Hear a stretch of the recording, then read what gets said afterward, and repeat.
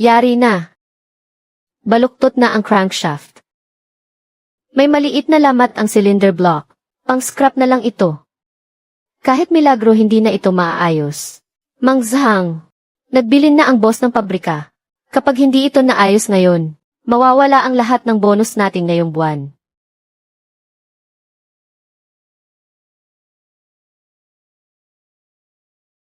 Tabi-tabi muna.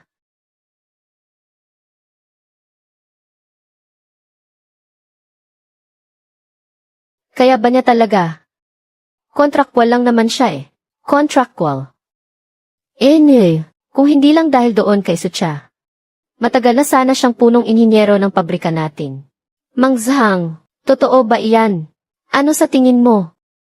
Noong nililigawan pa niya ang pinakamagandang babae sa pabrika na si Sucha, ibinigay niya ang slot para maging regular kay Sucha. Pati ang apartment na may 2 kwarto na para sana sa kanya. Isinulat din sa pangalan nito. At siya naman, contractual pa rin hanggang ngayon. Nakatira pa sa dormitoryo ng mga manggagawa. Itinuwid niya ang connecting rod ng crankshaft gamit lang ang kanyang mga kamay. Mas eksakto pa ang kamay niya sa isang micrometer. Umusog ang drive shaft ng 0.3 mm. Medyo hindi pantay ang anggulo ng pagkakasakto ng mga gear. Ayos na, ganoon lang kabilis na ayos. Iba talaga ang galing na ito. Parang naghihilot lang siya ng nabaling buto ng makina. Luyuan, ang pambihirang galing mong iyan, ay talagang para sa talyer natin. Isang malaking sandigan. Contractual lang naman ako. Luyuan, ang husay mo, ito ang pabuya sa iyo mula sa pabrika. 2 kilo ng karne ng baboy, at ang aplikasyon para maging regular ka na sa susunod na buwan. Naipasa ko na sa taas, hintayin mo na lang ang magandang balita. Salamat po, Direktor. Nag-intern si Wan sa ospital na ito. Miss Lin, gusto talagang magsimula bilang intern nurse. Hindi nakikinig kahit kanino. Leslie, mana sa nanay niya. Ang tigas ng ulo. Mag-utos ka ng 2 tao na sumunod sa malayo. Huwag mong hahayaang mapansin niya. Report po. Nasiraan ang unang sasakyan. Ayaw mag-start. Ano? Tawagan mo agad ang talyer. Buksan mo ang hood. Sino ka ba? Sunog ang contact point ng distributor mo. Kapag nagpatuloy pa iyan, masisira na ang wiring harness.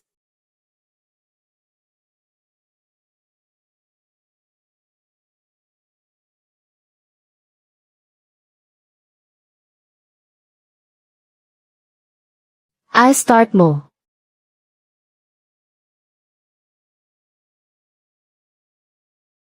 Hijo. Ang galing mo ah. Saang kumpanya ka galing? Sa Red Star Machinery Factory. Temporaryong trabahador lang.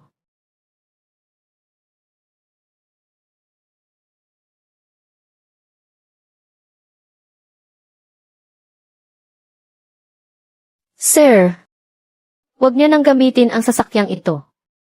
Anong ibig mong sabihin? May kakaibang tunog ang makina kapag naka-idle.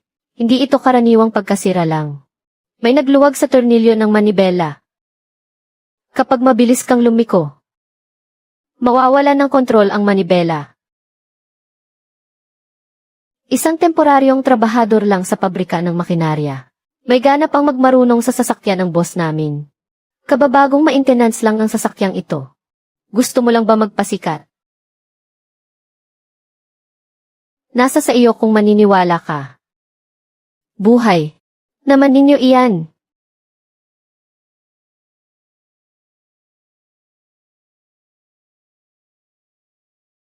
Xiao Zhou. Director. Dalhin ang sasakyan para ipasuri. Manager. Pinaniniwalaan mo talaga ang sinasabi ng isang kaswal na trabahador. Sabi ko. Dalhin para ipasuri.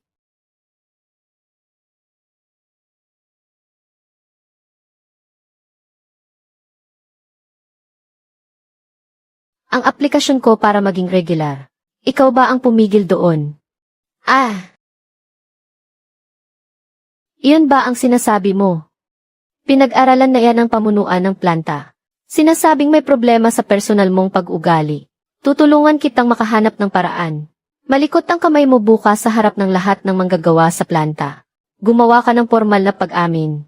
Aminin mo na malikot ang mga kamay mo. Dahil nakikita kong may kaunti ka namang lakas na maitutulong. Papayagan kitang manatili bilang kaswal na trabahador. Ano sa tingin mo?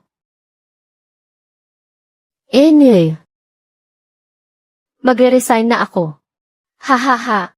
Magre-resign ka. Sino ba ang tinatakot mo? Pagkaalis mo sa pintong yan, wala kang kwenta. Akala mo naman kung sino kang napakahusay. Nagkalat sa kalsada ang marunong mag-ayos ng makina. Hindi ka kawalan. Lumayas ka na rito. Manager. Lumabas na po ang resulta ng pagsusuri. Ang tornilyo sa manibela ng kotse ninyo ay talagang pinakialaman. Napakahusay at propesyonal ang pagkakagawa. Kung tumuloy po tayo sa expressway gaya ng plano, siguradong malaking aksidente po ang mangyayari.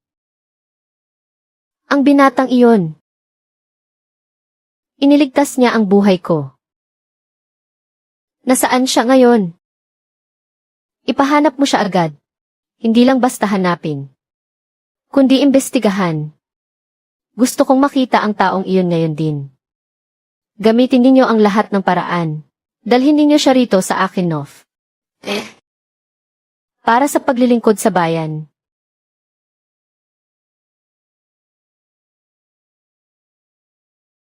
Hay! Nakakainis naman. Hindi natanggal ng maaga. Ngayon pa talaga natanggal ang kadena. Ako na.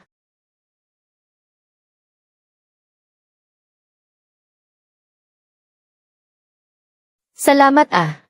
Ikaw pala. Huwag kang gumalaw. Hindi ko ba sinabi sa iyo na pagkatapos ng 3 araw, pumunta ka sa ospital para magpatanggal ng tahi? Ilang araw na ba ang nakalipas? Sinasabi mo pa ring ayos ka lang. Muntik na ngang maimpeksyon ang sugat mo. Kung hindi nag-aalala sa iyo ang ibang tao, sana man lang matuto kang mag-alala sa sarili mo. Nawalan ako ng trabaho. Walang mapuntahan. Hindi ko na naasikaso. Anong nangyayari rito?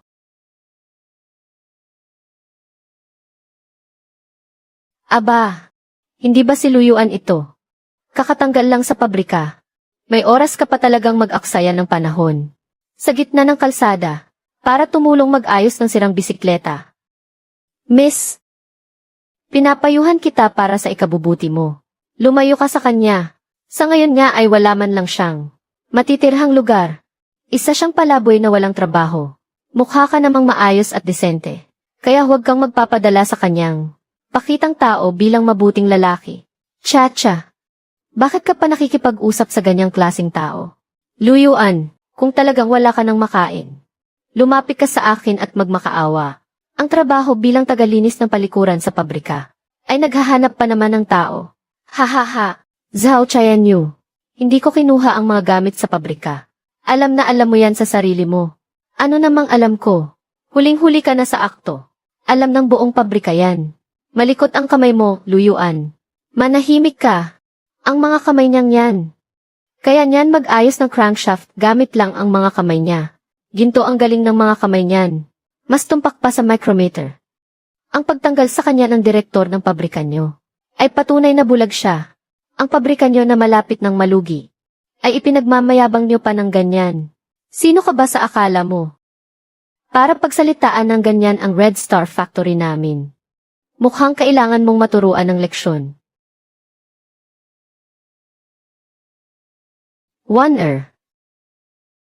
Para sa mga ganyang tao, hindi sila karapat-dapat pag-aksayahan ng panahon.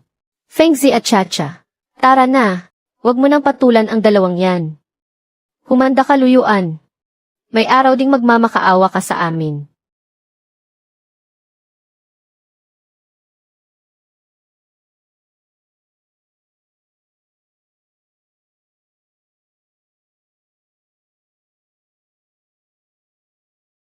Pasensya na. Nadamay ka patuloy dito. Hindi sila karapat-dapat. Wala ka namang mapupuntahan ngayon. At siguradong hindi ka pa kumakain. Tara, ililibre kita ng dumplings. Gawa sa repolyo at baboy ang palaman.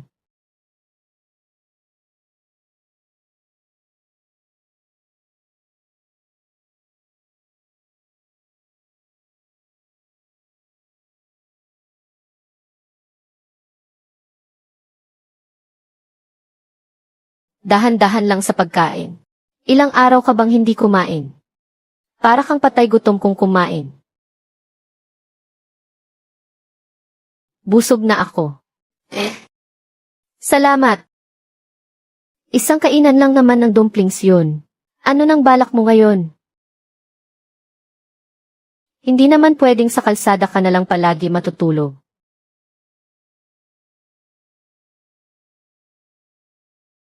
Ano ito? Bisikleta. Bagong bersyon ng klasikong bisikleta. Inayos ko ang disenyo ng transmission at frame dito. Hindi na matatanggal ang kadena. Gagaan ito ng 30%. Pero mas tataas ang kapasidad nito sa bigat. Ng 50%. Mas tipid pa sa mga materyales. At mas mabilis itong patakbuhin. Kailan mo ito iginuhit? Sa dormitoryo ng Red Star Factory. Kapag hindi ako makatulog sa gabi. Yung walang kwentang si Zhao Chenyu. Walang alam kundi kumapit sa mga order ng militar at umasa sa dati nilang kinikita. Samantalang ang merkado para sa mga sibilyan ay parang isang malaking minahan ng ginto, na hindi man lang niya makita.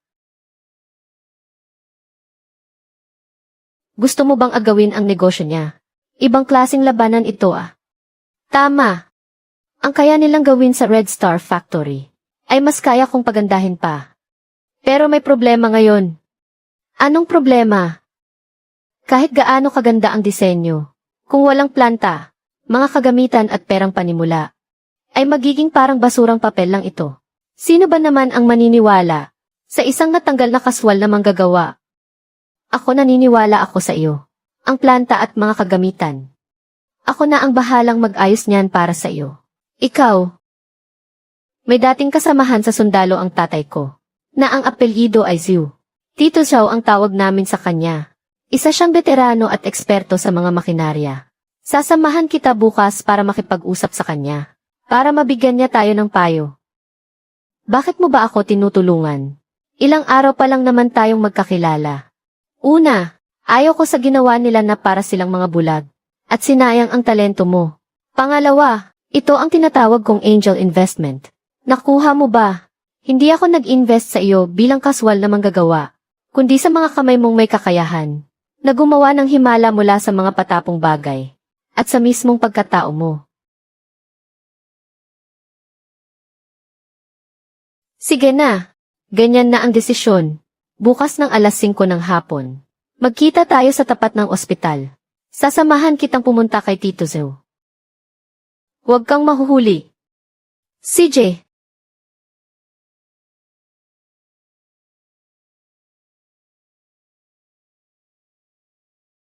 Director. Naimbestigahan ko na po. Ang taong hinahanap ninyo ay wala na sa Red Star Machinery Factory. Sabihin mo ang detalye. 3 araw ang nakalipas. Ang pansamantalang direktor na si Zhao Chenyu, sa paratang na nagnakaw siya ng mga sensitibong piyesa sa pabrika, ay pinuwersa siyang umalis. Sabi ng mga kasamahan sa workshop, ay gawa-gawa lang at paninira. Ang personal na record ni Luyuan ay binura na rin. At ngayon ay hindi na alam kung nasaan siya. Ang isang taong kayang matukoy ang direksyon sa pamamagitan lang ng tunog at nagligtas sa buhay ko sa 3 pangungusap lang, ay basta na lang itinaboy ng isang spoiled brat gamit ang maruming paraan ng paninira. Ang ugat ng Red Star Factory ay nabulok na. Director. Kung ganoon, kailangan pa ba nating magpatuloy sa paghahanap? Kung sa bagay wala siyang trabaho ngayon. At napakahirap niyang hanapin sa napakaraming tao. Hanapin mo siya. Bakit naman hindi? Kahit pansamantalang manggagawa lang siya, inayos niya ang nangungunang sasakyan ko sa loob lang ng 10 segundo. At sa isang salita lang ay tinukoy niya ang problema sa steering screw. Ang ganyang klaseng henyo na kayamanan ng bansa. Sabihin mo sa akin, Ilan lang ba ang ganyan sa buong industriya ng militar? Opo. Pasensya na po, nagkamali ako ng salita. Patuloy ninyong hanapin. Baligtarin niyo man ang buong lungsod. Kailangang mahanap niyo siya para sa akin. Gamitin mo ang lahat ng koneksyon ko. Sabihan mo ang mga lokal na unit, pati ang mga security sa bawat pabrika, kausapin mo. Kapag ang ganyang klase ng henyo ay napunta sa iba. Napakalaking kawalan yan para sa atin. Opo, Director. Aasikasuhin ko na po agad ngayon din.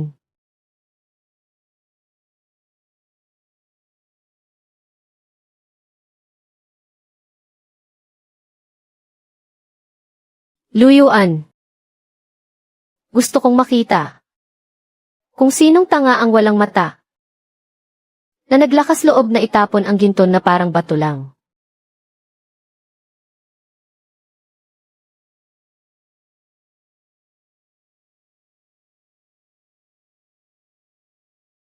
Naipit ang crankshaft, hindi gumagalaw.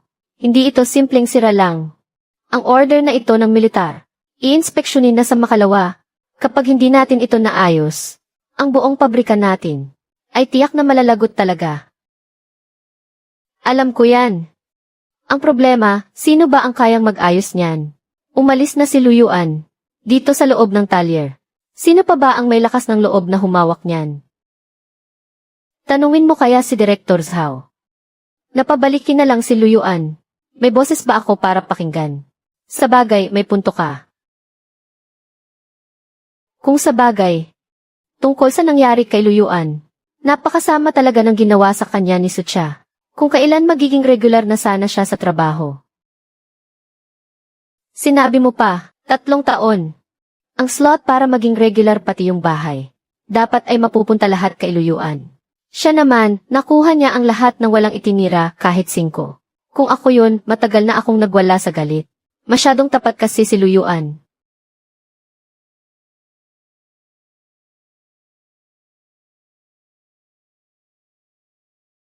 Para lang sa basurang to. Kailangan ba talagang umabot sa ganyan? Wala na ba talagang ibang tao sa pabrika? Director Zhao. Ang problema kasi rito, dati si Luyuan ang may hawak nito. Pero ngayon, dahil wala na si Luyuan, hindi na makausad ang buong pabrika. Mga inutil kayong lahat. Hindi naman kami inutil. Sadyang siya lang talaga ang nakakagawa ng trabahong to. Hindi talaga kaya ng kahit sino rito. CJ, tingnan lang natin kung totoo nga yan. Mag-hire kayo agad ng tao sa labas ngayon din. Dapat maayos yan ngayong araw. Director Zhao, ang mga sensitibong piyesang pangmilitar, hindi basta-basta pwedeng hawakan ng kahit sino lang. Paano kapag lalong nasira yan? Huwag ka ng maraming daldal. Ako ang bahala kapag nagka-problema. Noong nandito pa si Luyuan, ang ganitong trabaho sa loob lang ng isang umaga. Ayos na agad. Pero ngayon, anong sinabi mo? Ako, ang sabi ko po, ang problema sa makina na to ay mahirap talagang ayusin. Ibig mong sabihin na kapag wala si Luyuan, ay hindi na natin kaya. Isang sinisanting magnanakaw. Bakit niyo pa siya pinag-usapan? Kung nagnakaw ka o hindi, alam na ng mga tao sa pabrika ang totoo. Anong pangalan mo? Wang Jiangwo. Wang Jiangwo. Mula ngayon huwag ka nang papasok. Pumunta ka sa accounting para kunin ang huling sahod mo.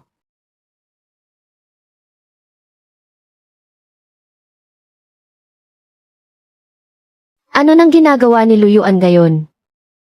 Alam mo ba? Balita ko. Gusto niyang mag-isang mag-produce ng pinahusay na bersyon ng 28 na bisikleta. Naghahanap siya ng mga supplier kahit saan. Ha. 28 na bisikleta. Isang tinanggal na temporary worker lang naman siya. Tapos gustong magtayo ng sariling pabrika. Saan naman siya kukuha ng pampuhunan? Ha. Sa ganoong klaseng kakayahan lang niya. Magbebenta lang siya ng bisikleta. Hanggang dyan na lang talaga ang mararating niya sa buhay. Buti nga sa kanya. Ha. Sabihan mo ngayon din, ang lahat ng supplier ng pabrika natin, na kapag may nangahas na magbigay kay Luyuan, ng mga kagamitan at piyesa, Puputulin natin agad ang pakikipagtulungan sa kanila. Kahit isa walang ititira. Manager Zhao. Pero ito, labag talaga ito sa patakaran. At talagang napakasama nito. Nakikinig ka ba sa akin? Gawin mo na agad yan. Kaya namang tumakbo ng pabrikang ito kahit wala ang kahit sino.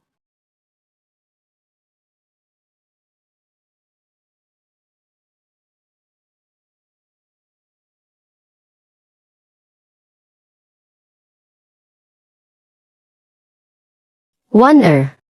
Paano ka nagkaroon ng oras para pumunta rito? Naku, General Lin. Tito Zhao. General Lin. Haha. Binibiro na naman ako ni Tito Zhu. Isang retiradong opisyal lang naman ang tatay ko. Masyadong mataas ang tawag na general para sa akin. Tama. Dating gawi lang. Ang tatay mong napakatigas ng ulo.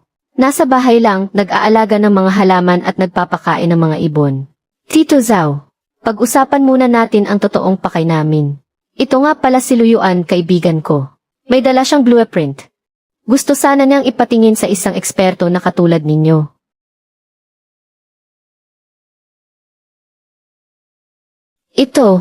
Itong sistema ng planetary gear para sa paglipat ng kambyo. Gagamit sa bisikleta. At saka itong self-locking na kadena. Isang henyo.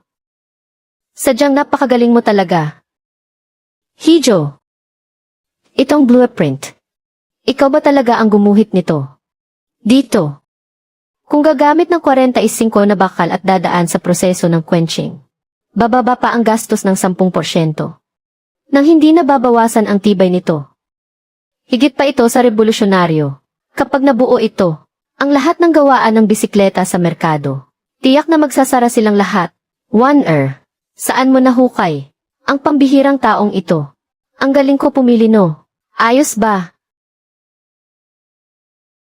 Luyuan. Ang mga makinarya at linya ng produksyon. Ay mayroon na ako rito. Ang mga manggagawa ko ay mga eksperto na rin. Basta kumpleto ang mga materyales. Sa loob ng 3 araw, gagawaan kita ng prototype. Hello, Director Zhao. Si Zhao ito. Ano? Malaking problema ito. Si Zhao Chenyu ng Hongxing Factory. Siya mismo ang tumawag. Talagang binanggit niya ang pangalan mo. Sabi niya kung sino raw ang maglakas loob na mag-supply sa iyo Luyuan. Ay kalaban na rin niya. Kakanselahin ang lahat ng pakikipagtulungan. Itong maliit kong pabrika, kalahati ng mga order, ay nakadepende lang sa Hongxing Factory. Tito Zhao, nadamay ko pa kayo. Gagawa na lang ako ng paraan dito. Maupo ka muna. Tito Zhao, maaaring maputol niya ang mga supplier. Pero hindi naman niya kayang kunin pati ang mga makinarya sa produksyon. Gusto ko lang itanong, meron ba dito sa lungsod na mga abandonadong pabrika kung saan pwede tayong gumawa ng mag-isa? Meron naman. May abandonadong pabrika ng makinarya sa labas ng lungsod. Medyo luma na ang mga kagamitan, pero maayos pa ang pundasyon. Pero ang karapatan sa ari-ariang iyon ay nasa ilalim ng pamamahala ng militar ng bayan. Kailangang pumayag muna ang direktor ng kanilang pabrika. Ang direktor na si Lin ay napakasungit at napakatigas ng ulo. Kilalang kilala sa pagiging napakahigpit at walang sinasanto. Ang kumuha ng anuman sa kanya ay mas mahirap pa sa pag-akyat sa langit. Iyan nga pala ang pabrika kung saan ang tatay mo ay nagtrabaho noon. Luyuan, pag-usapan niyo muna ni Tito Zhao ang tungkol sa teknolohiya. Tatawag lang muna ako sa telepono. Kanino ka tatawag? Sa taong kayang magpasunod sa napakahigpit na direktor na iyon.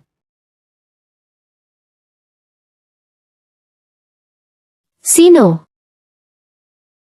Papa. Wonder. Bakit sa pampublikong telepono ka tumatawag?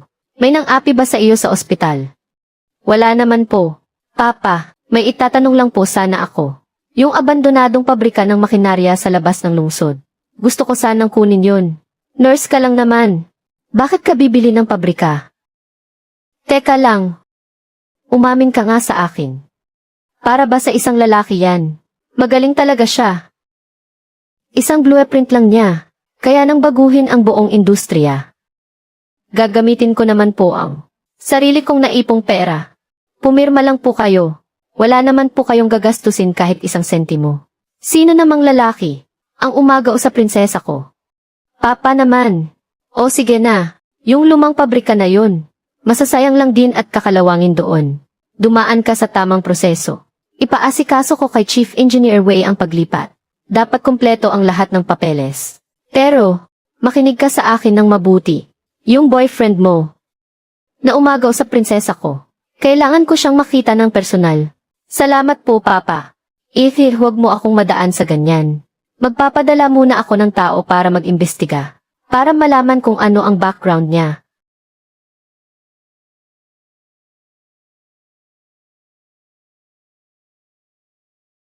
Luyuan, yung pabrika. Nakuha ko na. Paano mo naman nakuha yun?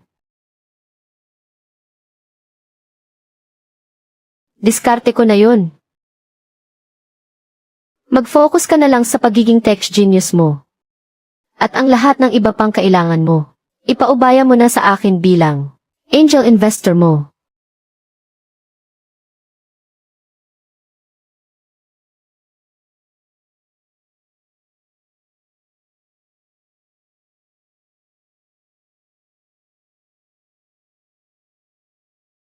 Binibining Lin. Dinala ko na ang kontrata ng paglilipat. Nagbili na si Director Lin. Gawin ang lahat ayon sa patakaran. Alam ko ang patakaran. Chief Engineer Wei.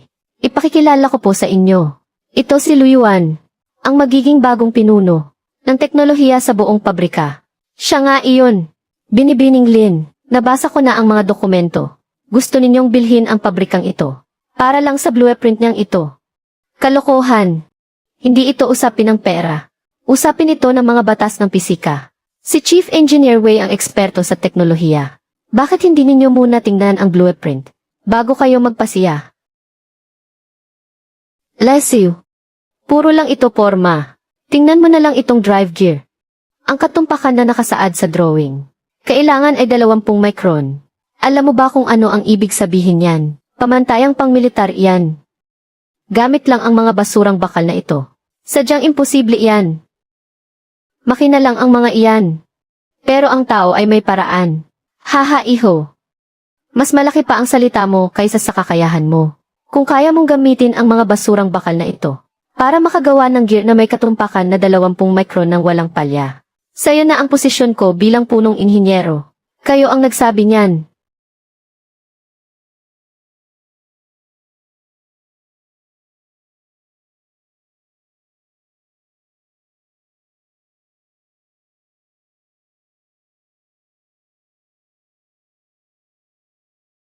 Ang makinang T620 na ito ay 3 taon nang nakatigil. Kahit ang puwang ng spindle ay hindi pa naaayos. Tapos gusto mong gamitin iyan para makuha ang katumpakan na 20 micron. Nagsasayang ka lang ng lakas. Kagamitan lang ang makina. Kahit gaano pa kaluma ang kagamitan. Sa kamay ng taong marunong, gagana pa rin ito.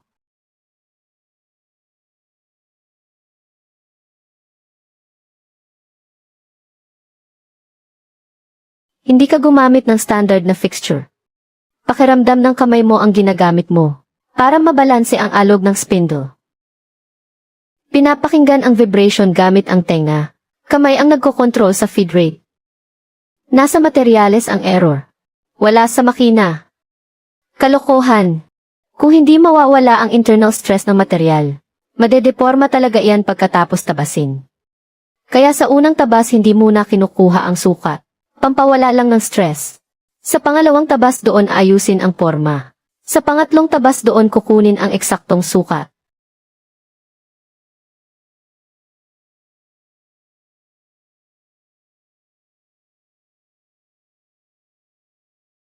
Sukatin mo.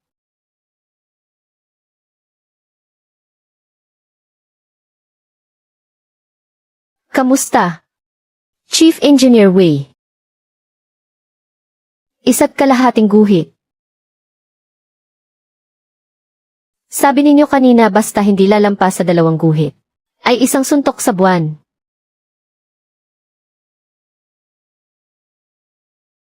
Walang lumalaktaw na ngipin. Walang jiwang. Pantay ang clearance ng pagkakapit. Malinis ang tunog. Paano mangyayari iyon? Kapag na-mass-produce ang ganitong disenyo, hindi na matatanggalan ng kadena ang mga klasikong bisikleta. At makakatipid pa tayo ng 30% sa materyales. Madodoble pa ang kayang kargang bigat. Habang si Zhao Tianyu ay nakatutok lang sa mga lumang order ng tatay niya. Ako naman ay sa pangmasang merkado. Para gumawa ng sarili kong daan. Sa loob ng isang buwan, ipapaalam ko sa buong lungsod na akong si Luyuan ay hindi nagnakaw. Sadyang ayaw ko na lang silang paglingkuran. Matagal ko nang sinabi na noong hindi kanya pinili ay dahil bulag siya. Ang karapat-dapat sa mga kamay na iyan ay ang mas malawak na mundo.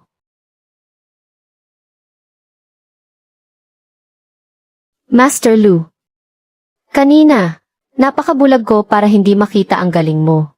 Humihingi ako ng tawad sa aking kamangmangan.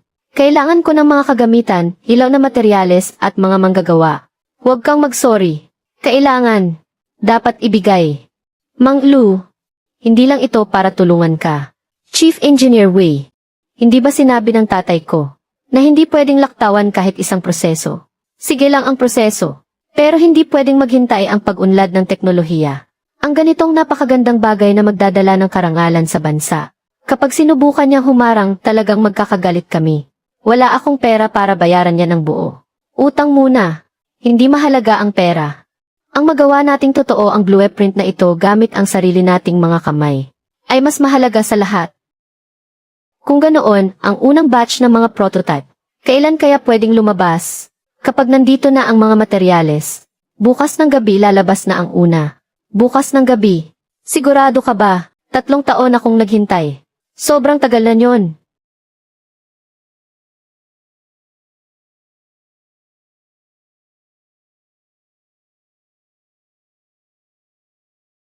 Mang Lu, ereserba mo ako ng isa. Hiniram ko yung sa kapitbahay kahapon para masubukan. Humila ng 200 gin ang bigas paakyat ng daan. Ang frame ng bisikleta, hindi man lang nayanig. Totoo yan. Yung bulok na sasakyan mula sa pabrika ng Hongsing. 3 araw mo palang sinasakyan, natatanggal na agad ang kadena. Pero itong sayo, talagang napakatatag. Luyuan. Ang unang batch na 50 sasakyan, ubos agad sa loob lang ng isang umaga. At may 20 pang nag-down payment, na naghahanap talaga ng gawa mo. Anong bisikleta? Isa itong magaan na sasakyang pang-transportasyon para sa mga sibilyan. Ang katumpakan ng transmission nito, halos mapantayan na nga ang ating pamantayan para sa militar. Ang mga gamit ng pabrika ng Red Star, na mabigat, pangit at lumang kagamitan. Paano naman ikukumpara doon? Narinig mo ba iyon? Malinaw ang mata ng mga mamamayan. Hindi lang sila basta nag-aagawan sa sasakyan. Nag-aagawan sila para sa kanilang kabuhayan. Ang minamaliit ng pabrika ng Red Star, na pang-sibilyang merkado, ang siyang tunay nating pundasyon.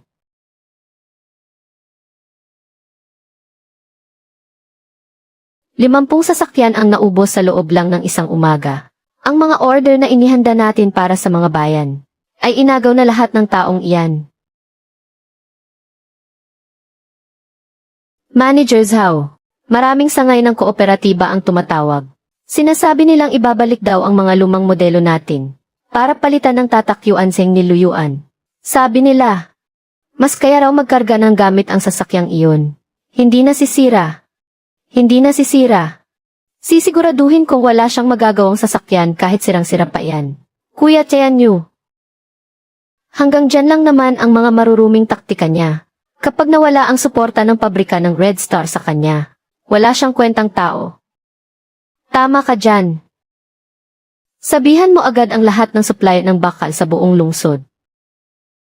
Na ang mga seamless steel pipe, kahit 1 pulgada nito ay hinding-hindi pwedeng ibenta sa pabrikan ni Luyuan. Manager Zhao, napakarami niyang order ngayon. Kung biglang mapuputol ang supply sa kanya, baka hindi siya makapag-deliver ng mga produkto niya. Iyon nga mismo ang gusto kong mangyari, ang hindi siya makapag-deliver. Ha ha ha. Kung walang bakal na tubo, paano siya makakabuo ng sasakyan? Gagamitin ba niya ang bibig niya para mag-welding? Gusto ko siyang makitang lumuluhod. Habang ibinabalik ang lahat ng perang nakuha niya bilang down payment. Tama ang sinabi mo, Kuya Tianyu. Dapat lang niyang malaman na kapag wala tayo, wala siyang kwenta kahit bilang bulok na bakal. Asikasuhin mo na agad. Kung sino mang magbenta sa kanya, ay makakalaban ko. Si Zhao Tianyu mismo.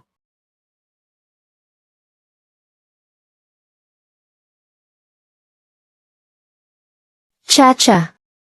Tingnan mo lang, ang hampas lupang katulad niya. Kahit na sinuwerte lang siya ngayon, hindi pa rin siya makakaangat sa buhay. Niloloko lang naman niya ang mga taga-bukid na walang alam sa mundo.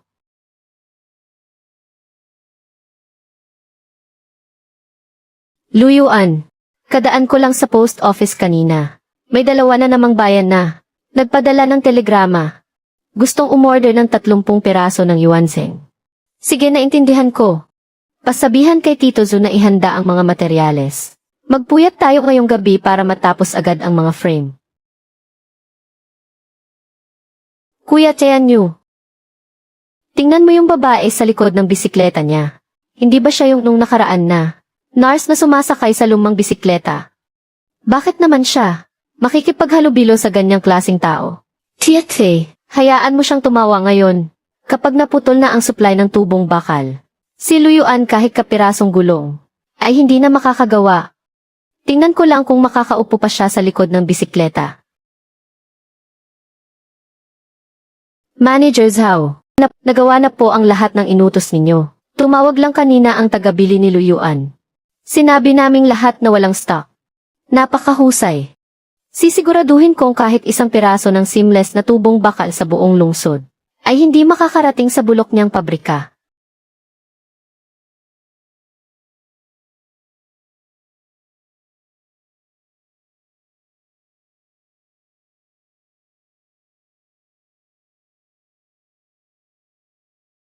Master Lu, ubos na ang mga tubong bakal.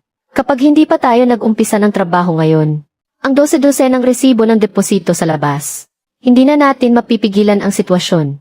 Tumawag na naman ang kooperatiba ngayon lang. Tinatanong kung pwede na bang kunin ang mga sasakyan bukas. Kapag hindi natin nailabas ang mga ito, sikat na sikat ang tatak na yuanseng sa unang araw. Pero sa pangalawang araw masisira na agad ang pangalan natin. Pinuntahan ko ang 6 na supplier ng bakal. Lahat sila sinabing walang stock. Pero nakita ng sarili kong mga mata na nakatambak ang mga materyales sa bodega nila. Ibig sabihin ito, sinasabotahe tayo ni Zhao Tianyu ng patalikod.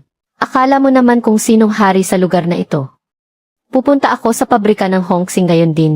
At ang karatula sa pinto ng opisina niya ay babaklasin ko. Haharapin ko siya sa harap ng lahat ng supplier sa buong lungsod at pagpapaliwanagin ko siya ng maayos. Bumalik ka rito. Pinutulan ka na ng supply ng bakal. Pinipilit ka nilang ipatigil ang trabaho. At gusto pa nilang magbayad ka ng danyo sa deposito. Tapos magtitiis ka pa rin ba ng ganyan? Hindi ako nagtitiis. Bakit nakaupo ka pa rin dyan? Ang mga ordinaryong tubong bakal na walang dugtong ay hindi naman talaga pasok sa mga pamantayan ko. Luyuan, hindi ito ang oras para maging pihikan. Kung ano ang meron gamitin muna natin para makapagsimula. Para maihatid muna natin ang mga order. Ang gusto kong gawin ay hindi sasakyang 3 araw lang pwedeng gamitin, kundi isang sasakyang dudurog sa pabrika ng Hongxing. Ang pinuto ni Zhao Tianyu ay mga karaniwang tubong bakal lang. Hindi niya mahaharangan ang daan ko. Pero kung walang bakal, paano natin ihihinang ang chassis ng sasakyan? Ang kargang 200 kilo. Ay simula pa lang.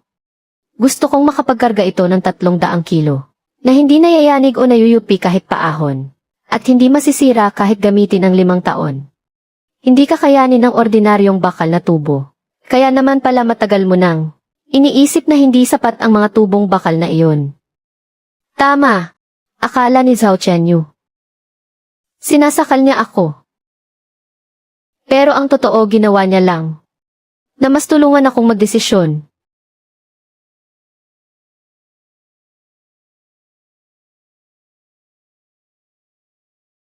Master Lu, dumating na ang mga materyales. Ipadiskarga mo na sa kanila. Chief Engineer Wei, saan mo nakuha ang mga ito? Nilinis sa bodega ng pabrika ng armas. Mga sirang kanyon na ibinasura na. Hindi pasok ang kalibre sa standard. Hindi na pwedeng ikabit sa mga armas.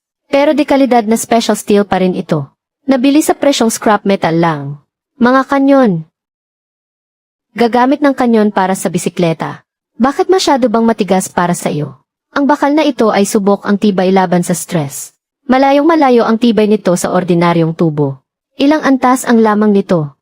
Ang mga materyales ng Hongsing Factory na pang sibilyan ay walang-wala kumpara rito.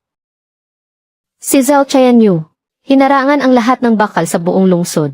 Pero sa ginawa niya, napilitan tayong gumamit ng bakal na pangmilitar. Noong mabalitaan kong pinutol niya ang supply, agad akong naghanap sa bodega. Si Director Lin, isang bagay lang ang sinabi niya. Idispensa ang mga scrap ayon sa patakaran. Kung sinong may kakayahan siya ang gumamit. Lu Yuan, magagamit ba talaga ito?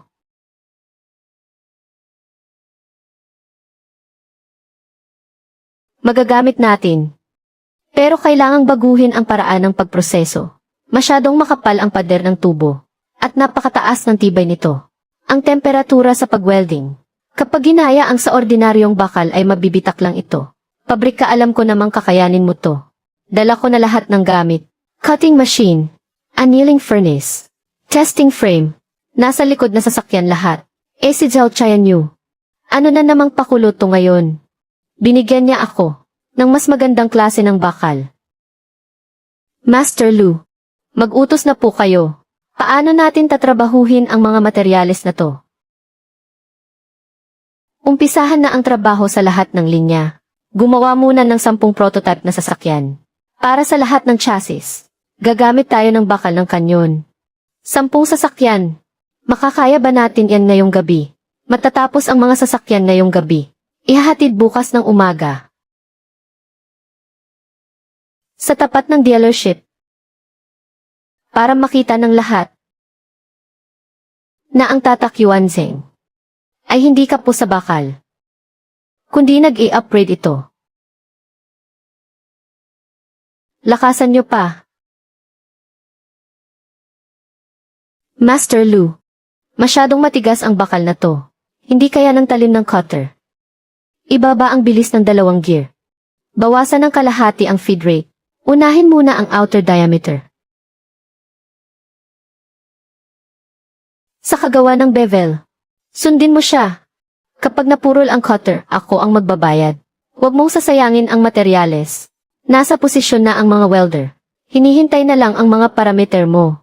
Preheat hanggang 350 degree. Panatilihin ang init pagkatapos mag-weld. Huwag mong madaliing palamigin. Ang gusto ko, hindi ma-deform ang buong sasakyan. Hindi lang ito basta makagawa ng sample. Mula sa simula pa lang. Ay hindi mo naman talaga balak na makipag-price war kay Zhao Qianyu. Tama ba ako? Lumang sasakyan ang binibenta niya. Ang ibinibenta ko ay bagong patakaran. Ano ang bagong patakaran? Kung ano ang kayang gawin ng pabrikan ng Red Star. Mas mapapaganda ko pa. At ang hindi kayang gawin ng pabrika ng Red Star, ay kaya ko ring gawin. Gumawa ng frame ng sibilyang sasakyan gamit ang bakal ng kanyon. Kapag gumana ito, hindi lang ang buong lungsod, buong bansa ang mapapatingin sa atin. Paano naman ang pagharang ni Zhao Qianyu? Nakakatawa.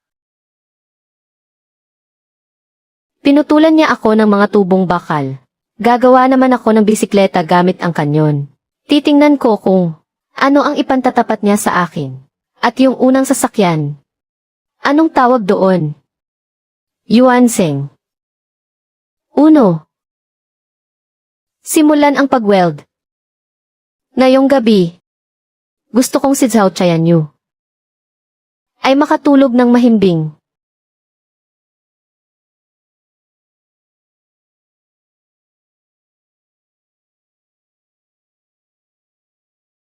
Master Lu, gawa talaga sa bakal ng kanyon ang sasakyang ito.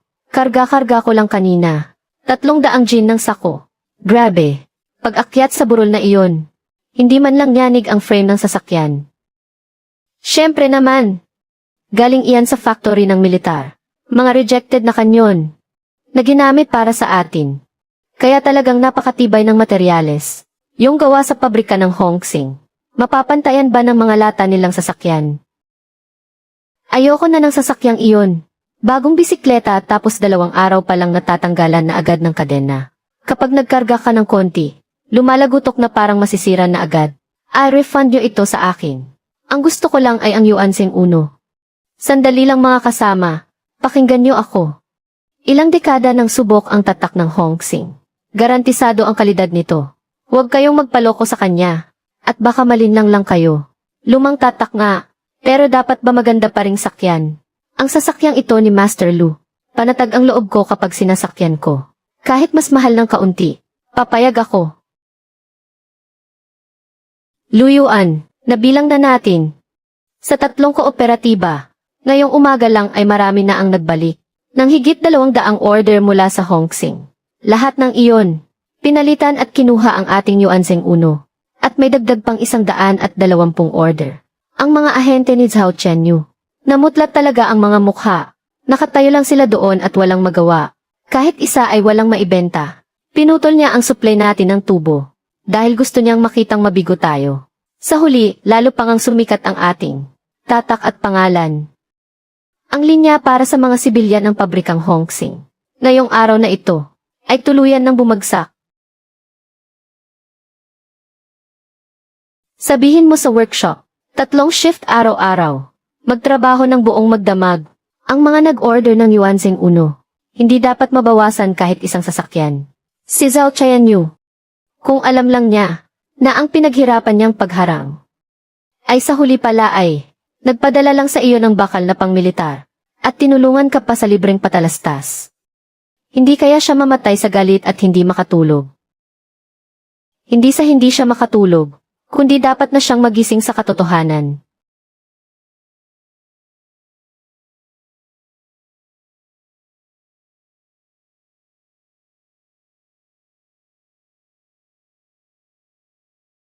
Kuya Tianyu, ikaw, bakit ka naglasing ng ganyan? Huwag mo nang itanong. Halos mapabagsak na niluyuan ng mag-isa ang pabrika. Tuluyan na itong nasira. Lahat ng order sa kooperatiba ay kinansela na. Sa loob ng bodega, puno ng mga basurang hindi maibenta. Kasalanan mo ang lahat ng ito. Ako pa ang may kasalanan. Nababaliw ka na ba? Paano mo nagawang isisi ito sa akin?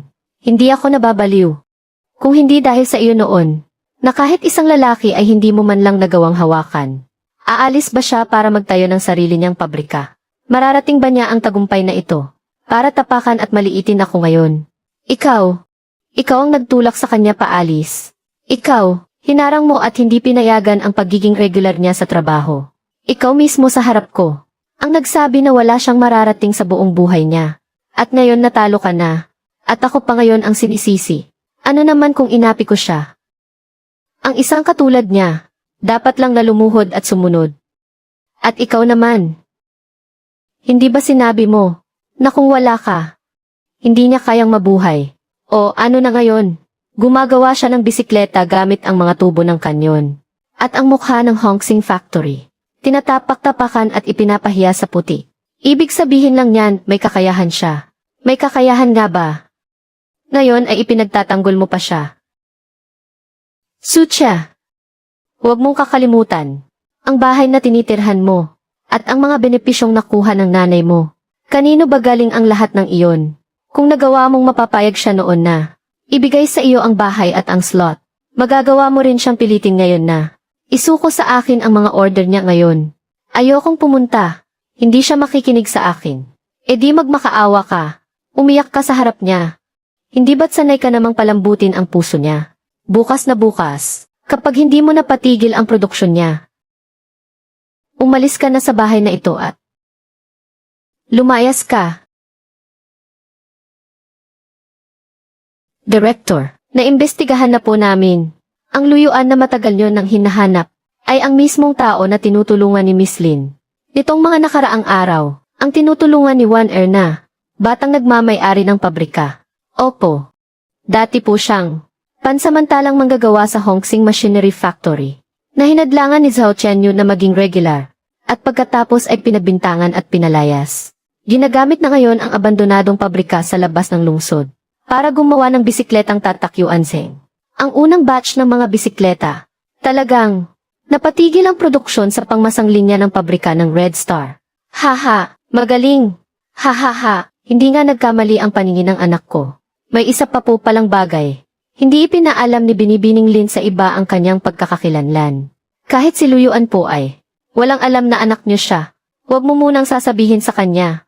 Director, hindi niyo po ba siya kikitain ng personal? Ang tunay na ginto ay hindi natatakot na masubok sa apoy ng ilang beses pa. Gusto kong makita kung pagkatapos umalis ng batang iyan sa pabrika ng Red Star, ay kung gaano kalayo ang kaya niyang marating. At paano naman po si Punong Inhinyero Wei? Hayaan si Punong Inhinyero Wei na patuloy siyang tulungan. Ang mga kagamitan, ang mga materyales, ibigay ayon sa mga patakaran. Hindi dapat bawasan ang mga proseso. At hindi rin dapat maputol ang tulong sa kanya. Maliwanag po, paano kung si Zhao Tianyu ng pabrika ng Red Star ay patuloy pa rin siyang harangan o pahirapan? Bantayan mo siya, hanggat sumusunod siya sa mga patakaran. Hindi ako makikialam. Pero kapag may nagtangkang gumawa ng masamang balak, ilagay mo agad ang mga ebidensya sa lamesa ko. Masusunod po, isang pansamantalang manggagawa lang. Pero nailigtas ang buhay ko. Nailigtas din ang isang linya ng produksyon. At nagawa pa ang anak ko, na mismong magmakaawa para sa kanya ng isang pabrika. Luyuan, siguraduhin mo lang, bata ka, na talagang may ibubuga ka.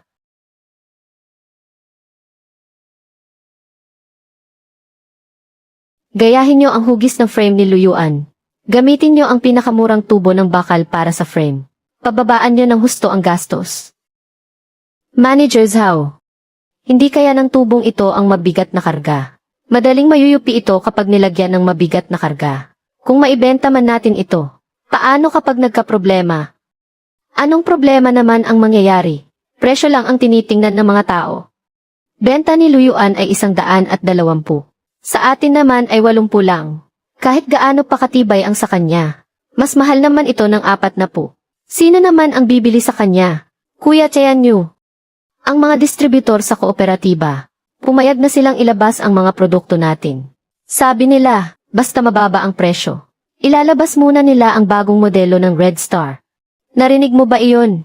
Hindi kakayahan sa paggawa ang labanan sa merkado, kundi sa presyo. Luyuan, gusto niyang magpasikat gamit ang bakal na pangkanyon. Pwes titiyakin ko, na kahit isang bisikleta ay wala siyang maibenta. Pero hawig na hawig kasi ang hitsura. Paano kung habulin tayo ni Luyuan tungkol dito? Anong hahabulin niya?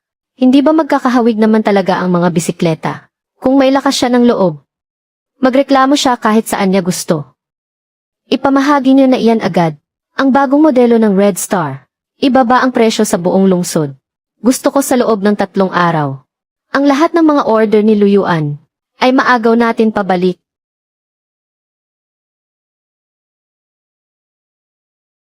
Master Lu. Sobra na talaga si Zhao Qianyu. Kinopya niya ng buong buo ang disenyo natin. At binabaan pa ang presyo hanggang 80. Pati ang kooperatiba. Kinansela na nila ang kalahati ng mga order natin. Di kalidad na bakal para sa kanyon ang gamit natin.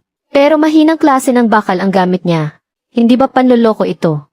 Isusumbong ko siya sa mga otoridad. Pupunta ako sa harap ng kooperatiba para ibunyag ang totoo. Luyuan, hindi na tayo pwedeng maghintay pa. Kapag nagpatuloy pa ito, Yuanzeng Uno, ang tatak na kasisikat pa lang natin, ay masisira lang yan ng tuluyan. Kakausapin ko si Manager Lin. Mababang klase ang gamit ng Red Star, na bakal para agawin ang merkado natin. Sinisira nito ang reputasyon ng industriya. Luyuan, magsalita ka naman. Kung idedemanda mo siya, sasamahan kita. Kung gusto mo siyang ibunyag, pupunta ako sa kooperatiba ngayon din.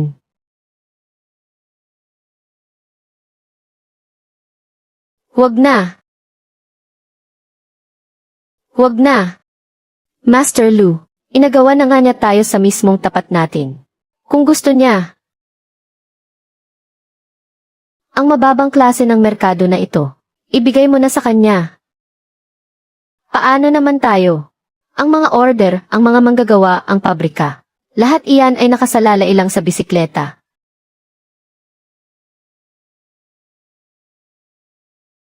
Luyuan, may plano ka na ba talaga noon pa lang? Ang Yuanzing Uno ay paing ko lang talaga para kay Zhao Tianyu. Habang mas nagmamadali siyang kumagat, mas mabilis din siyang babagsak. Pain! Kaya pala simula pa lang ay wala ka talagang balak na gumawa ng mga bisikleta. Pansamantala lang na makapagliligtas ang bisikleta. Pero hindi nito kayang iligtas ang industriya ng huaxia. Ang mga bagay na gusto kong gawin ay hindi kailanman maiintindihan ng pabrika ng Red Star. Hindi rin naman nila makokopya yan. Luyuan, binura mo ang blueprint. Saan na tayo magbabase para sa susunod nating produksyon? Tuloy pa rin ang delivery ng Yuanzing Uno. Walang bawas sa presyo. Hindi magbabago ang kalidad. Iyang mga mumurahing imitasyon. Hayaan mong si Zhao Tianyu ang sumalo niyan. Pero mabentang mabenta siya ngayon. Kahit ang mga supply cooperative ay kampi na sa kanya. Hayaan mo siyang magbenta. Habang mas marami siyang nabibenta, mas marami ring magiging problema sa warranty. Kapag na-UP o na-deform na ang frame, doon na masisira ang reputasyon nila. Hindi tayo makikipagsabayan sa putikan. Kung ganoon, saan tayo pupunta? Ito ay motorsiklo. Gagawa ka ng motorsiklo. Hindi ito parang bisikleta lang. Nalalagyan lang ng makina. Ang makina, transmission shock absorber at linya ng langis.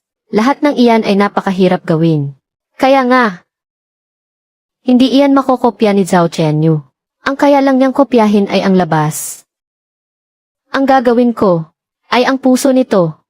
Anong ipapangalan mo? Luling motorsiklo. Matipid sa gas. Matibay.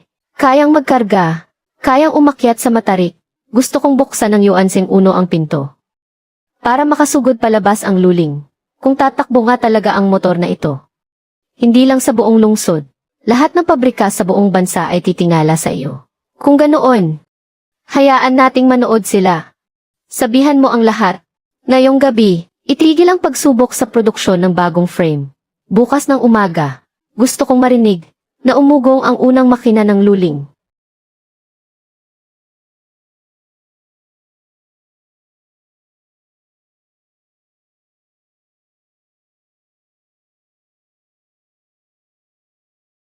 Narinig niyo ba akong lahat?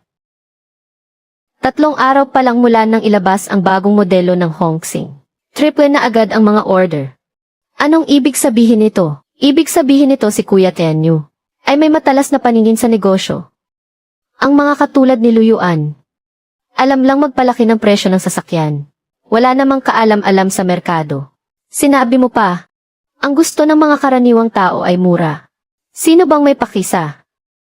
Bakal ng kanyon. O kung anong bakal pa yan. Pero marami rin ang tumatawag para magsauli.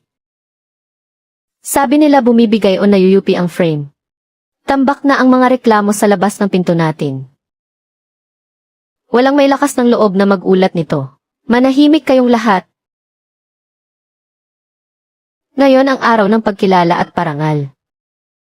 Hindi ito pagtitipon para magreklamo. Ang departamento ng benta, ang linya ng asembleya, ang departamento ng pagbili, lahat kayo ay may malaking ambag. Simula sa araw na ito, ang pangunahing produkto ng pabrika ng Hongxing ay mga bisikleta, Director Zhao. Tungkol naman sa makina para sa mga malalaking truck, hindi pa po iyon nade-deliver. 3 beses na po kaming minamadali ng mga nakatataas. Hayaan mo silang magmadali. Magpayaman muna tayo bago natin isipin yan. Director Zhao, ang bulto ng mga makinang iyon ay hindi lang basta ordinaryong order para sa mga sibilyan. Iyon ay isang mahalagang atas na direktang ibinigay ng mga nasa itaas. Kahit isang araw lang na pagkaantala ay may malaking pananagutan tayo. Mang Zhang, huwag mo akong takutin gamit ang mga nasa itaas. Ang pabrika ng Hongxing ngayon ay ako ang masusunod. Hindi ikaw ang masusunod. Kontrata sa militar. Yung batch ng mga makina ng heavy truck. I-inspeksyonin na sa susunod na linggo. Umalis na si Luyuan. Hindi pa tapos ayusin ang mga sira. Kung ititigil mo ang produksyon ngayon, para mo na ring itinulak ang pabrika sa kapahamakan. Kapahamakan. Mukhang ulyanin ka na sa katandaan mo. Bisikleta. 300 piraso ang nagagawa kada araw. Pasok agad ang pera sa mismong araw. Yung ilang makina na iyon, nakaharang lang sa mga makinarya ng walang kinikita. Bumagal patuloy ang produksyon. Pero mapapanagot tayo kapag sumira tayo sa kontrata sa militar. Hindi kaya ng pabrika na pasanin yan. Hindi kaya. Ako ang mananagot. Ipaalam mo agad sa planta. Itigil ang lahat ng gawa sa makina ng heavy truck. Patakbuhin ang mga makinarya ng 24 na oras. Gumawa kayo ng mga bisikleta para sa akin. Hindi pwedeng huminto. Iyan na lang ang natitirang pundasyon ng pabrikang Hongsing. Pundasyon. Ang pundasyon ng pabrikang Hongsing ay kaming mga zhaw. Hindi ang ilang bulok na makina na iyan. Kung pipigilan mo pa ako, umuwi ka na lang agad para magpahinga. Mang Zhang. Sinasalba lang ni Kuya Tianyu ang sitwasyon. Wala pang ang kasiguraduhan ang ginagawang motor ni Luyuan. Takot na agad kayo ng ganyan. Kaya naman pala habang buhay na lang kayong maghihigpit ng tornilyo. Sucha! Wala kang alam sa mga makina. Kaya huwag ka nang magsalita ng kung ano-ano. Pwedeng ibalik ang bisikleta kapag nasira. Pero kapag ang proyekto sa militar ang nasira, walang sinumang magliligtas sa iyo. Tama na. Security. Ilabas niyo si Mang Zhang. Simula ngayon. Kung sino man ang magbanggit muli tungkol sa makina ng malalaking truck, ay masususpinde sa trabaho. Zhao Qianyu. Ang mga sinabi mo ngayon, narinig ng lahat ng tao rito. Kapag may nangyaring masama, huwag mong sabihing hindi ka namin pinigilan. Layas. Ano ang tinitingnan ninyo? Magpalakpakan kayo. May overtime ang lahat ng linya ngayong gabi. Ilipat nyo ang mga makinang iyon sa sulok. Lahat ng makinarya ay iakma para sa mga piyesa ng bisikleta.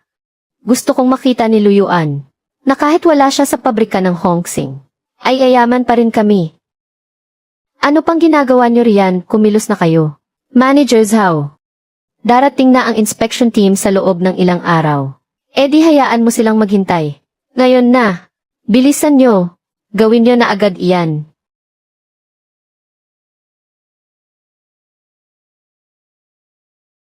Halikayo at tingnan ninyo ito. Ang bagong modelo ng Hongsing. 80 yuan lang bawat isa. Kumpara sa bulok na yuanseng ni Luyuan. Mas mura ito ng 40 yuan. Sa pagbili ng sasakyan, presyo talaga ang tinitingnan. Anong bakal ng kanyon ang pinagsasabi nila? Pananakot lang ang lahat ng iyan. Sa pang-araw-araw na pamumuhay ng mga karaniwang tao, ang makatipid ng pera ang pinakamahalaga. Pero nabalitaan ko, na nayuyupi raw ang bagong modelo ng Hongsing kapag may kargang mabigat. Sinong nagsabi niyan? Lumabas ka riyan. Gawa ito ng sikat na pabrika ng Hongsing.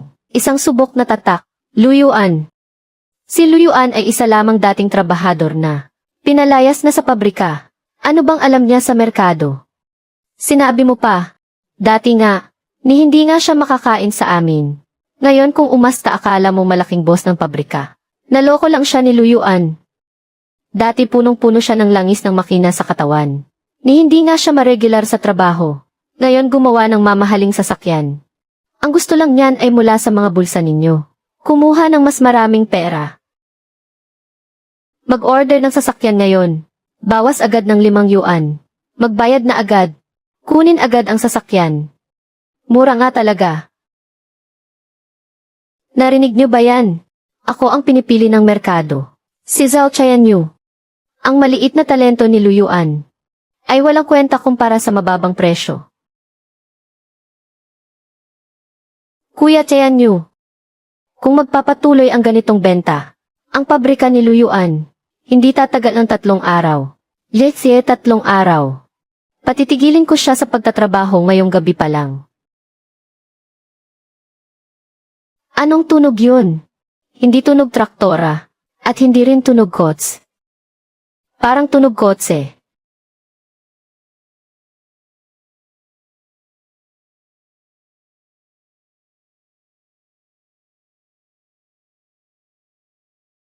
Luyuan. Ano ba itong bagay na ito? Luling na motorsiklo. Luling na motorsiklo. Sariling disenyo. Sariling gawa. Mababa ang konsumo ng gas kada 100 kilometro. Kayang magkarga at kayang umakyat sa matatarik na daan. Hindi lang ito bisikleta na nilagyan ng proteksyon. Ito ay may makina, transmission, at shock absorber. Buong-buo na binago. Impossible. Isang kaswal na manggagawa ka lang. Sino ka para gumawa ng motor? Dahil kaya nitong gumamit ng mga lumang makina para gumawa ng mga piyesang may napakataas na katumpakan. At dahil ang alam mo lang ay manggaya ng kaha. Habang ito naman ay nakakagawa ng pinakapuso ng motor. Master Lu, pwede ba nating ibenta ang motor na ito? Ang unang batch, ibibigay muna sa supply cooperative para subukan sa kalsada. Kung kaya nitong umakyat sa bundok, at kaya nitong magbuhat ng mabibigat na kargamento. Doon pa lang natin tatanggapin ang mga order. Huwag mo nga akong takutin. Ang motorsiklo ay hindi basta-basta. Magagawa na lang kapag gusto mo. Nasaan ang makina? Nasaan ang sertipiko ng kalidad? Nasaan ang mga permit? Inaayos na ni Chief Engineer Hui, Director Lin. Siya mismo ang nakakita sa prototype. Kung gusto mong makita ang mga permit, makikita mo iyan bukas sa pulong ng inspeksyon. Luyuan, huwag kang masyadong mayabang. Kaya rin ang pabrika ng Red Star na gumawa ng motor. May 2 gulong lang naman ang gawa mo. Kaya ko ring gawin iyan. Sa bisikleta kaya mong manggaya ng itsura. Pero sa motor ano naman ang gagayahin mo? Ang tunog ba ng makina ang gagayahin mo? Zhao Chayanyu. Ayusin mo muna ang mga nadedepormang bisikleta ninyo. Ang mga nagrereklamong customer ay malapit nang humarang sa harap ng pabrika ng Red Star. Director Zhao, kakasabi lang ng supply cooperative na ititigil muna ang pagkuha ng bagong modelo ng Red Star. Dahil gusto muna nilang makita ang pagsubok sa kalsada ng Luling. Sinong nagsabi sa iyong magsalita? Manahimik ka, hindi ko na o-orderin ang modelong 5 ng Red Star. Pera pa rin ang 80 yuan. Kapag binili yan tapos nasira kailangan pa ipaayos. Mang Lu, kailan ba pwedeng sumubok si Luling? Matarik ang daang bundok papunta sa amin. Hindi kaya ng bisikleta na humilan ng karga. Bukas ng umaga, pampublikong test run sa matarik na daan sa kanluran ng lungsod. Kung ayaw magpatalo ng Red Star Factory, pwede rin silang pumunta. Sige lang pumunta sila, akala ba nila natatakot ako sa kanila? Dalhin mo pa ang pinakapinagmamalaki mong bagong modelo. Para makita ng buong lungsod kung sino ang tunay na gumagawa ng sasakyan. At kung sino lang ang nandaraya. Bukas na ang takbo. At gagawa ako ng paraan para mamatayan ng makina sa gitna ng daan.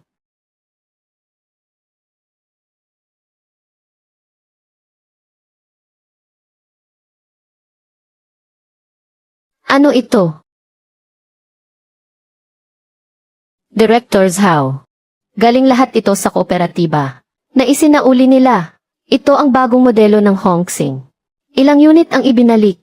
Higit 300 piraso. At patuloy pa ring ibinabalik ang iba. Higit 300 piraso. Sino ang nagbigay sa inyo ng pahintulot na gumamit ng ganitong uri ng mga tubong bakal para sa paggawa ng sasakyan? Pa, nakabalik na po pala kayo. Pansamantala lang naman po itong problema sa after sales. Kakabukas pa lang po kasi ng ating merkado. Kaya hindi talaga maiiwasang magkaroon ng kaunting issue. Hindi maiiwasan. Bumabaluktot agad ang frame kapag kinargahan ng 2 sako ng bigas. At nagagawa mo pang sabihing hindi maiiwasan yan. Mura lang naman kasi talaga ang habol ng mga karaniwang tao. Binenta ko lang ito ng 80 yuan ang bawat isa. Habang kay Luyuan naman ay 120 yuan. Diskarte ko ito para makuha ang buong merkado. Para makuha ang merkado. Ang nakuha mo lang pabalik ay mga isinauling produkto. At masamang reputasyon. Ang pangalan ng pabrika ng Hongxing na iningatan ng ilang dekada. Ay sinira mo lang at ginawang basurang bakal sa loob lang ng 3 araw. Pa, ang sasakyan ni Luyuan ay gumagamit ng dekalidad na bakal na pangkanyon. Kaya napakataas ng puhunan niya doon. Hindi niya iyon kayang patagalin ng ganoon katagal. Nakatutok ka pa rin ba sa mga bisikleta na yan? Nasaan na ang makina ng malalaking truck na pinapagawa ko? Tinatanong kita. Nasaan na ang mga inilaan para sa gobyerno? Nasaan ang makina ng heavy truck? Itinigil na. Sinong nagpatigil? Ako ang nagpatigil. Mas mabilis kumita ng pera sa bisikleta. Sinasakop lang ng mga makina ang mga gawaan. Hindi naman kumikita. Kontrata sa militar iyon. Susuriin na iyan sa susunod na buwan. Kapag hindi natin na i-deliver iyan, babagsak agad ang pabrika ng Hongsing. Lumayas ka. Hawiin mo ang trapal. Tingnan mong mabuti, 367 sasakyan ang ibinalik. Itinigil muna ng kooperatiba ang pagbabayad. 3 beses na tayong kinulit ng gobyerno na i-deliver iyon. Darating na ang inspection team sa Makalawa. Pa, huwag niyo naman akong takutin. Ang pamilya Zhao natin dito sa pabrika ng Hongsing. Sa loob ng napakaraming taon, hindi naman babagsak ng dahil lang sa ilang makina. Hindi lang ito basta ilang makina. Kontrata iyon. Proyekto iyon ng militar. Kapag hindi natin naibigay iyan, puputulin ang pautang sa atin. Mawawalan tayo ng mga order. Ipasasara ang pabrika. Director. Gusto lang naman kumita ng pera ni Tianyu. Si Luyuan lang naman ang nanggugulo sa labas. Manahimik ka. Kung nandito pa sana si Luyuan, matagal na sanang na-deliver ang mga makina. Nakakapagbenta na siya ngayon ng mga motor sa buong bansa. Sadyang may galing talaga siya. Director. Totoo naman kaya talagang mag-ayos ni Luyuan noon. Sa tunog pa lang ng makina, alam na agad niya kung nasaan ang problema. Tapos pinalayas niyo pa siya. Walang silbi ang mga sinasabi niyo ngayon. Maghahanap ako ng ilang eksperto mula sa ibang lugar. Babayaran natin sila. Mga eksperto mula sa ibang lugar. Sa susunod na buwan na ang inspeksyon. Ngayon mo lang naisipang kumuha ng eksperto. Ano namang pambabayad mo? Gagamitin mo ba yung tambak sa bodega? Na mga binalik na produkto para pambayad sa kanila? Kung ganoon pupuntahan ko si Luyuan. At pabalikin siya para mag-ayos nito. Akala mo ba, siya pa rin yung dating regular na empleyado natin. Ngayon siya na ang direktor ng Luling Motorsiklo. Buong bansa ang naghihintay sa mga gawa niyang motor. Hindi siya makakatanggi. Dito sa Red Star Factory siya nagsimula. Nagsimula ka dyan. Ano bang binigay mo sa kanya? Hindi mo nga siya ginawang regular. Wala ring binigay na bahay. At sinira mo pa ang reputasyon niya. Ang sampal na ito ay para sa Red Star Factory. Ikaw mismo ang sumira sa kinabukasan ng planta. Ihanda mo na ang sasakyan ngayon din. Ako mismo ang pupunta para pakiusapan si Luyuan. Kapag hindi mo siya napabalik, humanda ka na sa pagsasara ng Red Star Factory. Ang mga makinang ito, bakit hindi pa rin naaayos hanggang ngayon? Mula nang umalis si Luyuan, wala nang nangahas na humawak sa mga yan. Ang crankshaft, ang cylinder block, at ang transmission. Kailangan pang i-calibrate lahat ulit. Nasaan si Luyuan? Pabalikin niyo siya agad dito. May nakikinig ba sa mga sinasabi ko? Tawagin niyo si Luyuan. Director Zhao. Sinibak na po si Luyuan ni Director Xiao. Bakit siya tinanggal? Balita ko nagnakaw daw siya ng mga kumpidensyal na dokumento. Alam yan ng lahat sa pabrika. May kakaiba sa nangyaring yun. Sinong nagdesisyon nun? Si Papa. Hindi siya nakikinig at kinakalaban pa ako. Gusto ko lang ipaalam sa kanya kung sino ang masusunod dito sa pabrikan ng Hongsing. Pinalayas mo ang tanging tao sa buong pabrika na kayang mag-ayos ng makina ng heavy truck. Tinanggal mo siya ng ganoon lang. Maliit na gawaan lang ang pinapatakbo niya ngayon. Gumagawa ng bisikleta, gumagawa ng motor. Walang espesyal doon. Manager Zhao. Yung ginawa niyang camping motorcycle, na-order na ng mga kooperatiba mula sa ibang bayan. Balita ko may mga galing pa sa sentrong lungsod para lang tingnan ang motor. May mga telegrama pa nga silang natanggap. Ang mga dealer mula sa 3 probinsya. Nagtatanong na tungkol kay Luyuan. Motor. Nakagawa na ba siya ng motor? Baka pang porma lang yan. Hindi lang yan basta pang porma. Sinubukan sa matarik na daan sa kanluran ng lungsod. Kahit may karga paakyat, hindi man lang namatayan ng makina. Ang bagong modelo ng Hongsing. Walang gustong kumuha doon mismo. Pinalayas mo ang ginto. Tapos bulok na bakal naman ang pinapahalagahan mo.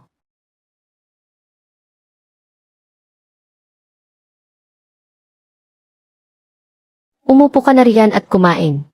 Huwag kang ang pabalik-balik sa pinto. Nitong mga nakaraan kapag nababanggit mo si Luyuan, nagniningning na agad ang mga mata mo. Gusto ko ngang makita kung ano ba talaga ang kakayahan ng lalaking yan. Papa, sinasabi ko sa inyo hindi talaga ordinaryong tao si Luyuan. Dati lang siyang nagtatrabaho sa pabrika ng Hongsing bilang isang temporary worker. Nag-aayos ng makina ng mga heavy truck. Sa tunog pa lang alam na kung anong sira. Pinalayas siya ng pabrika ng Hongsing. Sila lang ang walang pananaw. Narinig ko na ang lahat ng iyan kay punong Inhinyero Wei. 10 lang na segundo na ayos na ang nangungunang sasakyan. 38 sa isang salita lang tinukoy ang sinasakyan ko. Na pinakialaman ang steering tie rod nito. Gumamit pa siya ng lumang makina para gumawa ng mga gear na may napakataas na katumpakan. Si punong Inhinyero Wei naman ngayon, araw-araw na bumubulong sa tainga ko. Nahenyero siya sa makinarya. Hindi nagpapalabi si Tito Wei. Ginamit pa nga ni Luyuan ang bakal ng kanyon para gawin ang Yuanseng Uno. Pinutulan siya ng bakal na tubo ni Zhao Tianyu. Pero parang pinilit lang siya nitong mag-upgrade. Gumawa ng bisikleta gamit ang bakal ng kanyon. Iyan ang inaprubahan kong proseso para sa mga lumang bakal. Pero hanggang ngayon hindi ko pa siya nakikita ng personal. Isang taong kayang buhayin muli ang isang abandonadong pabrika. At nakakagawa pa ng luling motorcycle. Bilang direktor ng pabrika. Hindi lang ako pwedeng umasa sa mga ulat. Masyadong busy siya nitong mga nakaraang araw. Katatapos lang ng test run ng luling motorcycle. Mula sa mga kooperatiba sa ibang lugar, ang mga telegrama, at dagsa na ang mga order. Araw-araw na siyang natutulog sa workshop. Ang makina, ang linya ng langis, ang shock absorber, lahat kailangan niyang bantayan. Maganda naman na marami siyang ginagawa. Pero ang maging sobrang busy na kahit ang magiging biyanan niya ay hindi man lang niya makita. Pa, bakit ka sumisigaw? May mali ba sa sinabi ko? Kinuha mo ang pabrika para sa kanya. Pinuntahan mo si punong Inhinyero Wei para sa kanya. Nakipag-away ka pa kay Zhao Tianyu para sa kanya. Huwag mong sabihin. Parang angel investor ka lang naman kung umasta. Ako nga iyon.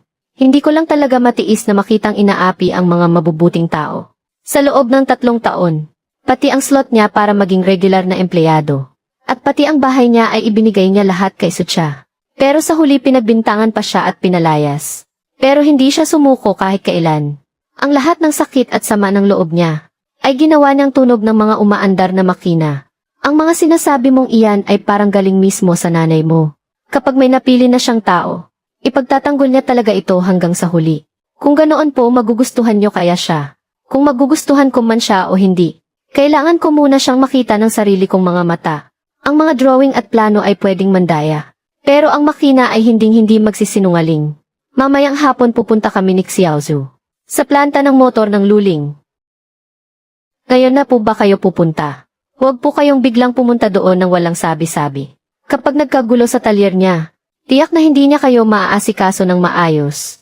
Iyan nga mismo ang gusto ko ang huwag akong asikasuhin. Gusto kong makita ang totoong kalagayan ng planta niya. Gusto kong makita ang totoong pagkatao ni Luyuan. Kung talagang may ibubuga siya at may kakayahan, bibigyan ko siya ng magandang oportunidad. Pero kung siya pala, ay pinasikat lang dahil sa mga kwento ni Chief Engineer Wei, ako mismo ang hihila sa iyo pabalik dito. Hindi po niya kayo bibigin kahit kailan. Kung ganoon, lalo ko pa palang kailangang makita siya. Director, may balita po tungkol sa planta ng Hongsing. Bumalik na doon si Mang Zhao sa kanila. Nalaman po nilang natigil ang paggawa ng mga makina para sa malalaking truck. Marami raw isinauling bagong modelo sa planta ng Hongsing. Kaya ngayon ay kasalukuyan na siyang nagpapahanda ng sasakyan para pumunta sa planta ng motor ng Luling. Hahanapin ni Mang Zhao si Luyuan doon. Mukhang gusto niyang pabalikin si Luyuan para makiusap na ayusin ang kanilang mga makina. Opo, pabrika ng Hongsing. Darating ang mga taga-inspeksyon ng gobyerno sa Makalawa. Walang makapag-ayos ng makina. Natataranta na si Zhao. Bakit ngayon lang nila naisip yan? Itinuring na parang kaswal na manggagawa lang ang may talento. Itinapon ang ginto na parang bato lang. Ngayong magsasara na ang pabrika. Saka lang nila naisipang humingi ng tulong. Pa, hindi na babalik doon si Luyuan para magpaapi. Kung babalik man siya o hindi, desisyon niya iyon. Pero kung paano siya inapi ng pabrika ng Hongsing, gusto kong marinig mismo ng sarili kong mga tainga. Ang pambibintang ni Zhao Tianyu. Ang pagharang sa pagiging regular niya, ang pagputol sa supply ng bakal, lahat ng atrasong ito, hindi pwedeng manatiling chismis lang. Director, Handa na po ang sasakyan. Tara na. Pupunta tayo ngayon sa pabrika ng motor ng Luling. Sasama ako. Siyempre, dapat kang sumama. Di ba sabi mo, na siguradong magugustuhan ko siya. Ngayong araw personal ko siyang titingnan. Kung ang lalaking pinili ng anak ko, ay kaya nga bang itaguyod ang sandigan ng industriya ng bansa. Si Yao Zhou. Sabihan mo rin si punong inhenyero Wei na pumunta roon. Ngayong araw, ang tungkol sa pabrika ng Hongsing at pabrika ng Luling. Ang mga luma at bagong atraso kay Luyuan. Gusto kong maliwanagan sa lahat ng iyan. Luyuan, lalabas na ang katotohanan. Sa pagkakataong ito, wala nang makakapagbintang sa iyo na magnanakaw ka.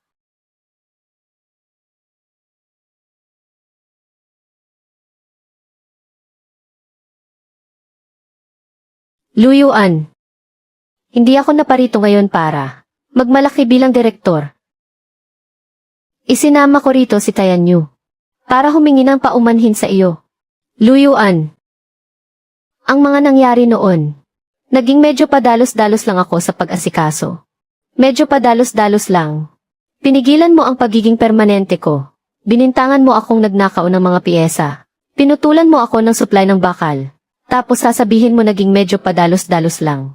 Ang mga nakalipas na bagay, kalimutan muna natin pansamantala. May inspeksyong militar ang pabrika ng Hongsing sa Makalawa. At ikaw lang ang makakaayos sa makinan ng malaking truck. Bumalik ka na doon. Ang sahod mo, ang iyong posisyon, pati ang pabahay mo, ibibigay ko lahat sa iyo para makabawi. Huli na ang lahat.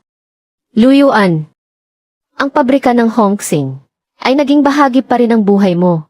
Nanatili ka doon ng 3 taon. Nandoon pa rin sa pabrika sina Mang Zhang. Daan-daang manggagawa ang naghihintay ng kanilang sweldo. Hindi mo naman siguro matitiis na makita silang mawala ng trabaho dahil lang sa galit mo. Noong araw na pinalayas ako sa pabrika ng Hongsing, nag-alala ba sila o hinintay man lang ako? May sarili ka ng pabrika ngayon. May motor ka na rin. Bakit mo pa pinapairal ang galit mo sa nakaraan? Dahil may taong nanakit sa akin noon. Ang 3 taon ko, ang oportunidad ko, ang bahay ko, at ang magandang pangalan ko. Lahat ay tinapakan at binaliwala ninyo ng tuluyan. Anong klaseng kabayaran ba ang gusto mo? Ibibigay ko agad. Basta ngayon din ay, sumama ka sa akin pabalik sa pabrika ng Hongsing. Hindi ako babalik doon. Ang makina ng pabrika ng Hongsing. Hindi ko ayusin yan. Ang mga bulok na atraso ng Hongsing Factory. Hindi ko tatanggapin. Talaga bang sasagarin mo kami? Kayo ang naunang humarang sa daan. Luyuan, nagsalita na ako ng maayos. Huwag mong isipin na porke may nakuha kang ilang order, ay makakatayo ka na ng matatag dito sa lungsod. Anong gusto mong sabihin? Diretsuhin mo na ako. Ang gusali ng pabrikang ito, ay dati namang mga ari-arian ng militar ng gobyerno. Ikaw na bagong bukas pa lang na maliit na pabrika. Gaano ba kalinis ang mga papeles mo?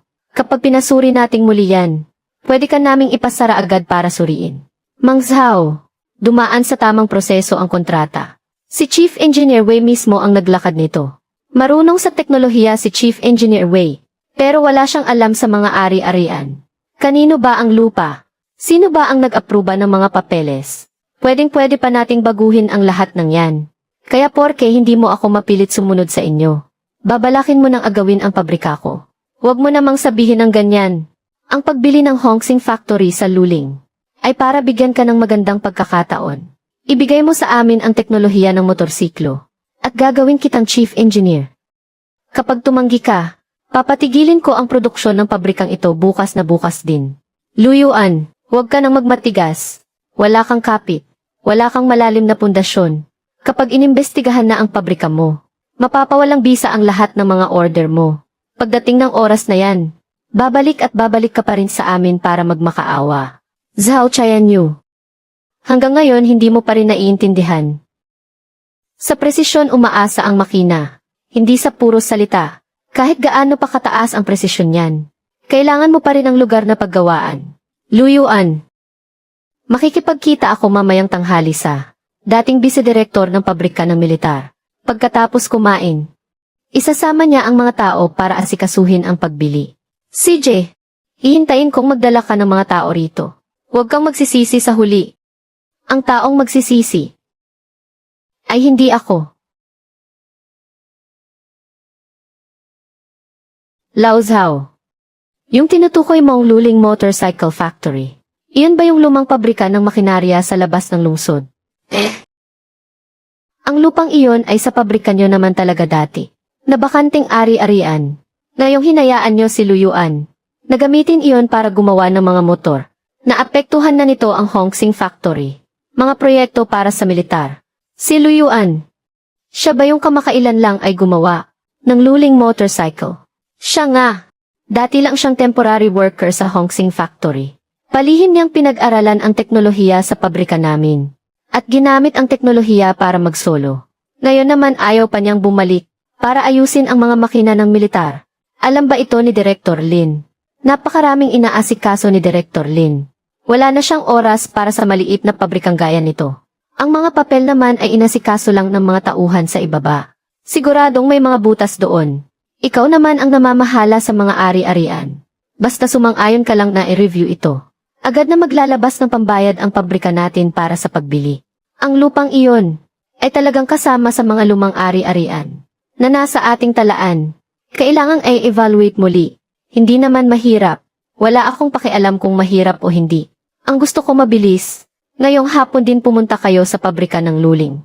Papirmahin niyo si Luyuan sa kasunduan sa pagbili. Paano kung hindi siya pumirma? Di putulan ng tubig at kuryente. Ay seal ang mga kagamitan. Siya sa atin ang mga papeles nila. Isang maliit na pabrika lang naman yan. Hindi tatagal ng kahit isang araw yan. Tito Kian, kapag nakuha na natin ang pabrika, mapapasa Hongsing na ang Luling motorsiklo. Pagdating ng oras may parte ka rin sa tagumpay na ito. CJ, pagkatapos nating kumain, babalik muna ako sa pabrika para kunin ang mga dokumento. Susubukan ko ngayong araw na makuha na natin ang pabrika ng Luling.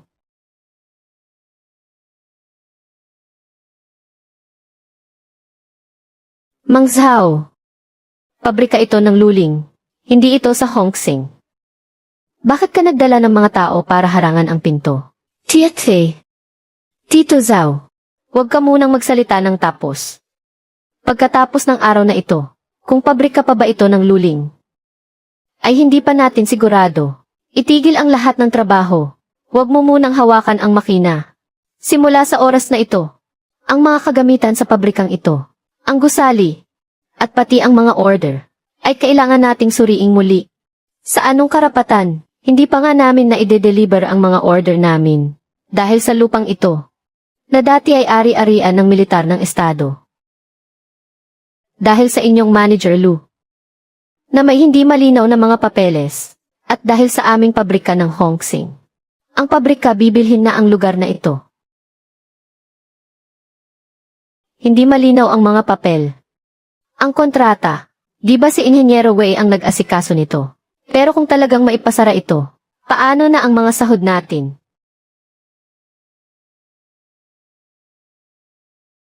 Zhao Chayanyu, hindi nyo man lang maayos ang mga makina sa Red Star Factory nyo. Puno na ng mga binalik na produkto ang bodega nyo. Tapos ngayon pupunta ka rito para agawin ang pabrika ko. Huwag mong sabihing agaw. Sabihin mo acquisition. Ikaw na pinalayas lang sa Red Star Factory. Isang tinanggal na temporaryong manggagawa. Paano ka naman makakapagtayo ng totoong pabrika? Akala mo ba porket nakagawa ka ng 2 motor? Makakabangon ka na. Lin Warner. Di ba napakagaling mo naman? Ikaw ang nag-ayos ng pabrika. Ikaw ang naghanap ng mga makinarya. Ngayong sisiyasatin na ang mga permit. Bakit hindi ka makapagsalita? Legal ang kontrata. Legal ang paglipat ng gamit. Legal din ang proseso para sa mga tira-tirang material. Kung gusto nyo kaming takutin, nagkakamali kayo ng binabangga. Legal pala ha. Di subukan mong tumawag. Tawagan mo ang taong sumusuporta sa iyo. Huwag puro yabang lang. At magkunwaring malakas sa harap ni Luyuan. Ay konekta mo ako sa opisina ni Director Lin. Ano? Umalis ang tatay ko. Wala rin si Sekretarya Zhu. Saan sila pumunta? Hindi alam. Ha ha ha. Narinig niyo ba iyon? Walang may pakialam sa kanya. Luyuan, ang pinakamalakas mong kakampi, ay hanggang salita lang naman pala. Ang sandigan ko, ay ang mga makina, ay ang mga blueprint, ay ang mga order. Hindi puro laway. Luyuan, huwag ka nang magmatigas. Paparating na si Vice Director Kian. Siya ang humahawak sa mga lumang asset. Isang salita lang niya. Ang pabrika mo ngayon ay mapuputulan ng kuryente at ipapasara. Mang Zhao, nanggigipit ka sa oras ng kagipitan. Hindi pwedeng maputol ang mga military order ng pabrikang Hongsing. Ayaw bumalik ni Luyuan para ayusin ang mga makina. Kung ganoon ay bawiin natin ang pabrikan niya. Ang mga tao at ang teknolohiya ay bawiin nating lahat pabalik. Hindi mo ito makukuha. Pagdating ng mga opisyal na dokumento, malalaman mo kung sino talaga ang masusunod. Makinig kayong lahat sa akin. Hindi na kaya ni Luyuan na magpatuloy. Oras na suriin ang mga papel. Makakansela ang lahat ng order. At hindi na kayo mapapasahod. Directors How? Paano naman kami niyan? Pumanig kayo sa akin ngayon.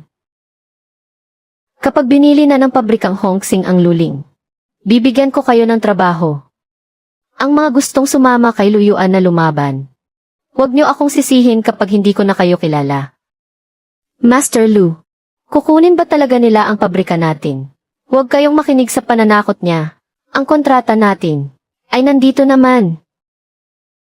Kontrata. Nakadepende rin ang kontrata sa kung sino ang pumirma rito. Isang abandonadong pabrika at ilang lumang makinarya ay nakuha lang ng madali ni Luyuan. Hindi ganoon kasimple iyon.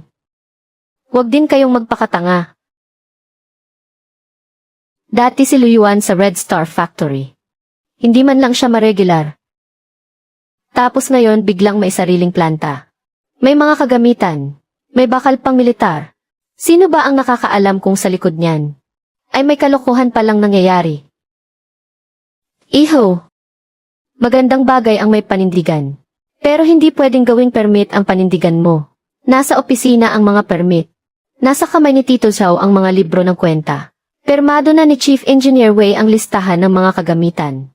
Kung gusto mong at-check, sasamahan kitang mag-check. Pero kung gusto mong agawin, hindi ako papayag. Hindi papayag. Ano naman ang gagamitin mo para pigilan ako? Ang hawak mo bang yan? Nabulok na tornilyo. Ang tornilyong ito, kasama ko na mula pa sa Red Star Factory. Hanggang sa makarating ako rito, mas matigas pa ito kaysa sa mga lumalabas sa bibig ninyong pangako. Senyorito Zhao, parang may dumarating na kotse. Dumating na si Deputy Factory Director Qian. Ha ha ha. Luyuan. Tapos ka na. Ha ha ha. Hindi sumagot ang tinawagan mo. Pero ang mga tao namin nakarating na. Lin Wanner. Ngayong araw hindi mo siya mapoprotektahan. Sino ang tapos na? Masyado pang maaga para sabihin yan.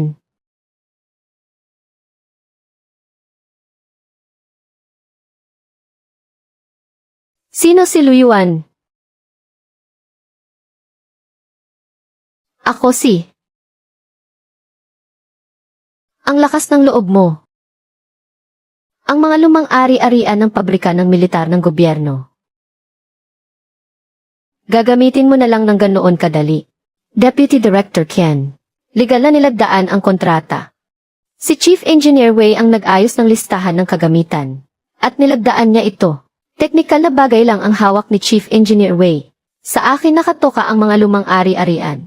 Kung hindi ako papayag, ilegal ang paggamit sa pabrikang ito.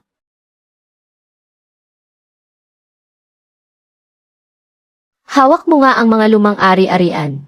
Kailangan mo pa ring sumunod sa direktor. Kailan pa nagkaroon ng karapatan ang isang vice-direktor na magpasara nito? Ano nang sinabi mo? Ang sabi ko, ang pabrikang ito ay inaprubahan ni Direktor Lin. Kumpleto ang lahat ng proseso at walang kulang. Wala kang karapatang lagpasan siya. Lin Wanner, gustong-gusto mo talagang magpanggap. Akala mo ba kapag binanggit mo si Direktor Lin? Matatakot na kami. Isang nurse lang siya. At feeling anak talaga siya ng mataas na opisyal. Naloko ka lang niya. Hanggang sa mawala na pati ang pabrika mo. Iha, Narinig ko na ang tungkol sa anak ni Direktor Lin. Napakaselan at pinalaking mayaman ng isang iyon. Paano naman mangyayaring araw-araw siyang maglalagi sa ganitong maruming pabrika ng langis? Ako nga, ang anak ni Direktor Lin. Wanner, huwag mo nang ituloy. Sapat na ang naitulong mo sa akin. Hindi mo kailangang magsinungaling ng ganyan para lang sa akin. Luyuan, hindi ako nagsisinungaling. Kung si Direktor Lin nga talaga ang tatay mo, bakit hindi mo sinasabi sa akin noon pa? Natatakot kasi ako na baka isipin mo. Tinutulungan kita dahil lang sa posisyon ko. Hindi dahil nagtitiwala ako sa iyo. Narinig mo ba? Hindi na nga niya magawa ng palusot ang sarili niya. Luyuan, umaasa ka sa isang peking mayaman para magbukas ng pabrika. At naglalakas loob ka pang lumaban sa Hongsing. Luyuan, naloko na kita noon. Ngayon naman nagpapaloko ka sa kanya. Kahit gaano pa kagaling ang mga kamay mong mag-ayos ng makina, hindi pa rin yan kayang ayusin. Ang utak mo na yan. Sutya, manahimik ka. Hindi nagpapaloko sa akin si Luyuan. Sadyang ayaw niyo lang talagang tanggapin na may kakayahan siya. Tama na. Vice Director Qian. Huwag mo nang sayangin ang oras mo sa kanila. Ipasara muna ang gawaan. Saka ilista ang mga kagamitan. Ang mga teknikal na dokumento ng motor na luling. Kailangang irehistro ang lahat ng iyan. Luyuan, wala ka pang karapatan. Para hamunin ako kung kaya ko. Ilabas mo ang kontrata. Ang kontrata sa paglilipat ng pabrika. Ang kasunduan sa pamamahagi ng kagamitan. At ang permiso para sa mga patapong materyales. May selyo ang bawat pahina. Mukha namang totoo ang selyo.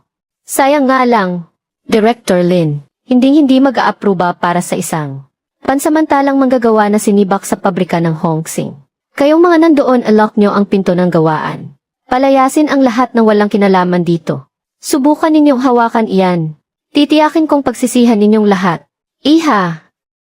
Kung direktor nga talaga ng pabrika ang tatay mo, patayuin mo siya sa harap ko ngayon din.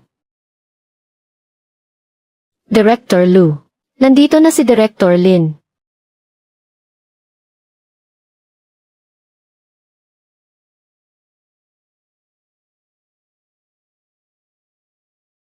Nasa pinto na ako.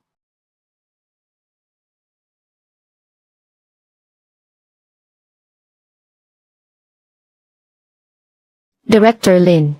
Tamang-tama po ang dating inyo. Sinasakop ni Lu ang mga lumang ari-arian ng pabrika. May problema sa mga papeles. Balak ko sanang ipatigil muna ang trabaho para suriin ulit. Sinong nagsabi sa iyong patigilin ang trabaho? Ako po. Ginagawa ko lang naman po ito para sa kaligtasan ng mga ari-arian ng pabrika. Si matandang Zhao ng pabrikang Hongsing. Nagsabi rin na, dapat nang bawiin ang lupang ito. Hindi ito pwedeng ipagamit na lang basta-basta sa mga tagalabas. Tagalabas.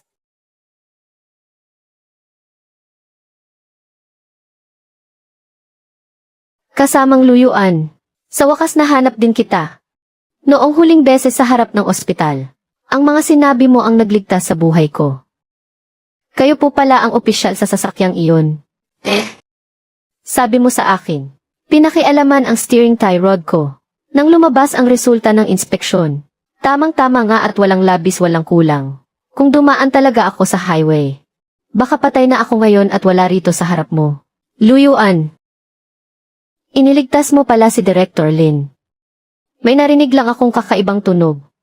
Hindi iyon maririnig ng iba, pero narinig mo pa rin. Iyan ang tinatawag na galing. Papa.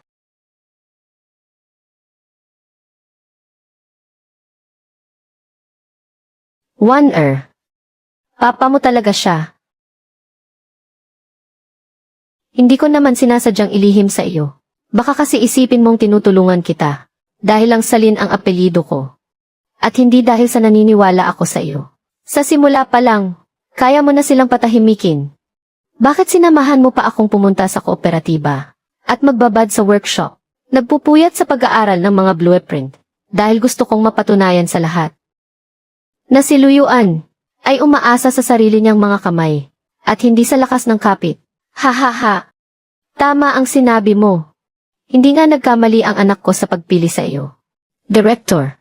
Ako po kasi, hindi ko po alam na siya. Si Miss Lin pala talaga. Nakinig lang din naman po ako sa sinabi ni Zhao. Akala ko po may butas sa mga dokumento. Ikaw ang namamahala sa mga ari-arian.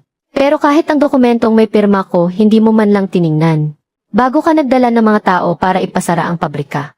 Ang ginawa mong ito ay isang malaking pagpapabaya sa tungkulin. Inaamin ko po ang pagkakamali ko. Paalisin ko na po agad ang mga tao rito. At muling i-check ang lahat ngayon din. Huwag na. Ako ang nag-aproba ng kontrata. Ako rin ang pumayag sa mga makinarya.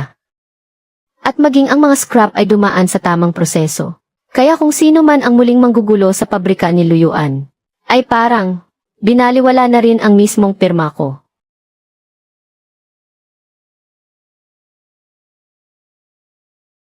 Director Lin. Bukas na po ang huling inspeksyon sa pabrika ng Hongsing. Pero hindi pa rin po naaayos ang makina ng malaking truck. Daang-daang manggagawa po ang umaasa rito para mabuhay. Hindi niyo naman po pwedeng panoorin lang. Natuluyang bumagsak ang pabrika ng Hongsing. Hindi ngayon nagsimulang bumagsak ang pabrika ng Hongsing. Noong araw na pinalayas niyo si Luyuan, doon pa lang nagsimula ang katapusan nito. Nagkamali po ako. Ako mismo ang pupunta para pakiusapan siyang bumalik ngayon din. Ang sahod niya, bahay, at ang posisyon niya ibabalik ko ng may kasamang mga bonus. Ayoko. Papa, hindi mo pwedeng isisi sa akin ang lahat ng ito. Kasalanan lahat ito ni Sucha. Siya ang nanggulo sa amin ni Luyuan. Sabi niya walang silbi si Luyuan. At siya rin ang nagtulak sa akin na gipitin siya. Zhao Qianyu. Ngayon ay ipapasa mo sa akin ang pananagutan. Umalis ka na ngayon din sa pabrika ng Hongsing. Babawin ko na rin ang bahay. Simula ngayon, wala ka ng kinalaman sa pabrika ng Hongsing.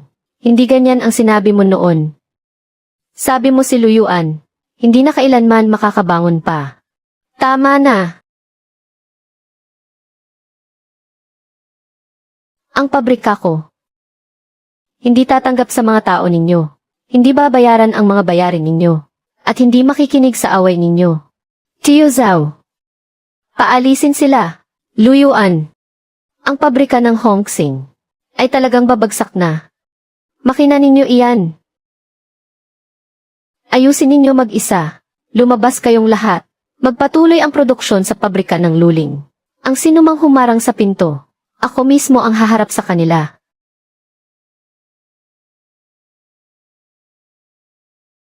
Luyuan. Talaga bang hindi mo ako bibigyan kahit isang pagkakataon lang? Nagbigay na ako. 3 taon.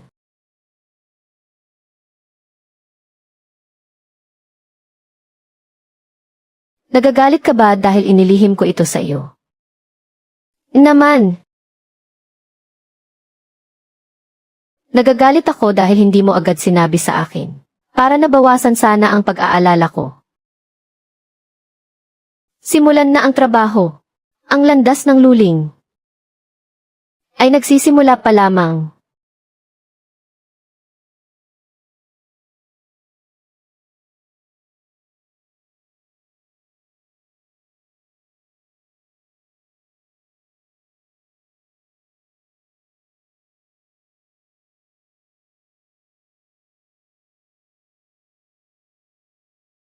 Sinong mag-aakala na noong 1 taon ang nakalipas sa lugar na ito, ay nababalisa pa ang mga tao? Zhao Qianyu, itinigil ang mga order para sa militar. Pinipilit tayong gumawa ng kung ano-anong sirang bisikleta.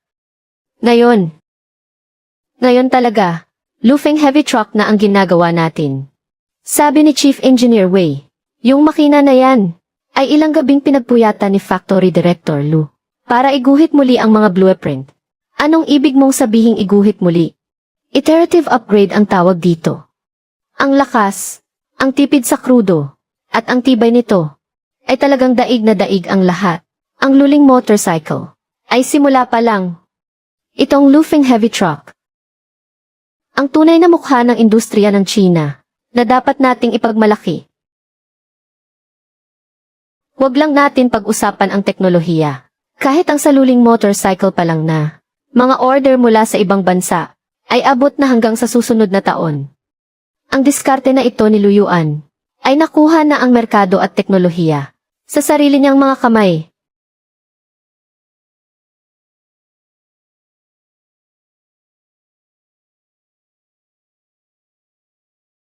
Isang bagay lang ang sasabihin ko sa inyo. Simula sa araw na ito, ang Red Star Base ay titingin lang sa mga blueprint at galing sa trabaho, hindi sa kakilala o sa pagsisipsip. Ang mga kayang magtrabaho ay manatili rito, at ang mga gustong magpetiks lang ay doon dumaan sa may pinto. Factory Director Lou. Yung batch na yon ng Lufeng Heavy Truck. Kailan natin sisimulan ang trabaho? Ngayon na agad. Ang mga natitirang utang ng Red Star Factory noon na mga order para sa militar ay ako mismo ang tatapos. Pagkatapos nito, hindi na aasa sa palakasan ang Lufeng Heavy Truck.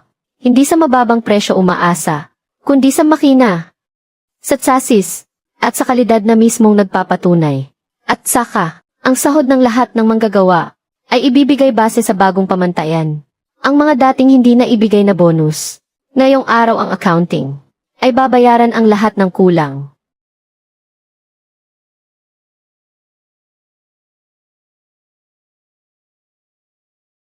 Huwag nang sumigaw ng mga slogan. Pumunta na kayo sa planta, at buhayin ang mga makina. Luling Heavy Industries.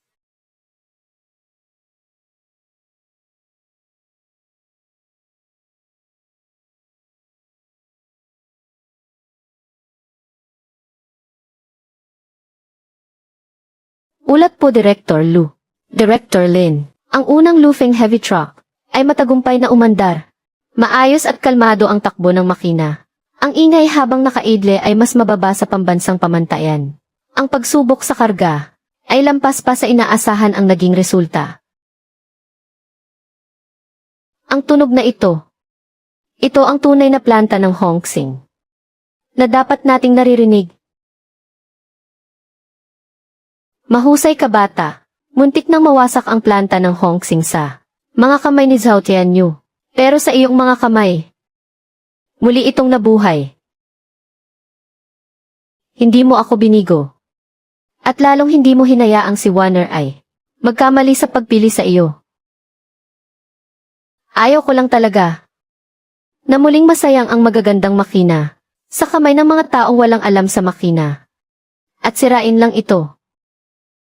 Isang taon na ang nakalilipas.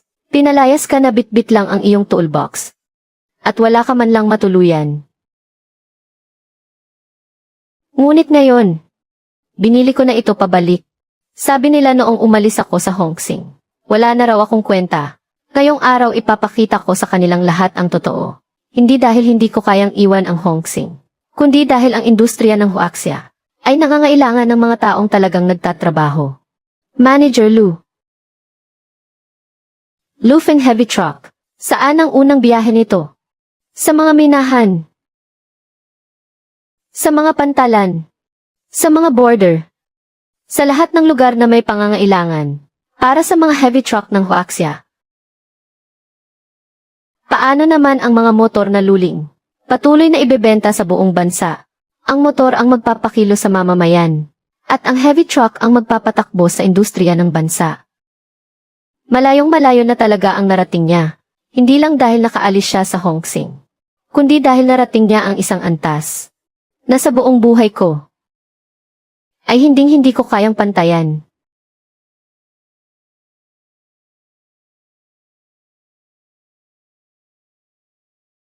Sinamahan niya ako. Nalampasan ang pinakamadilim na bahagi ng daan. At tapos na nating lakbayin ang daang iyon. Mula ngayon, ang malawak na daan naman ang tatahakin ko kasama ka. Kaya naman, sa'yo na ito.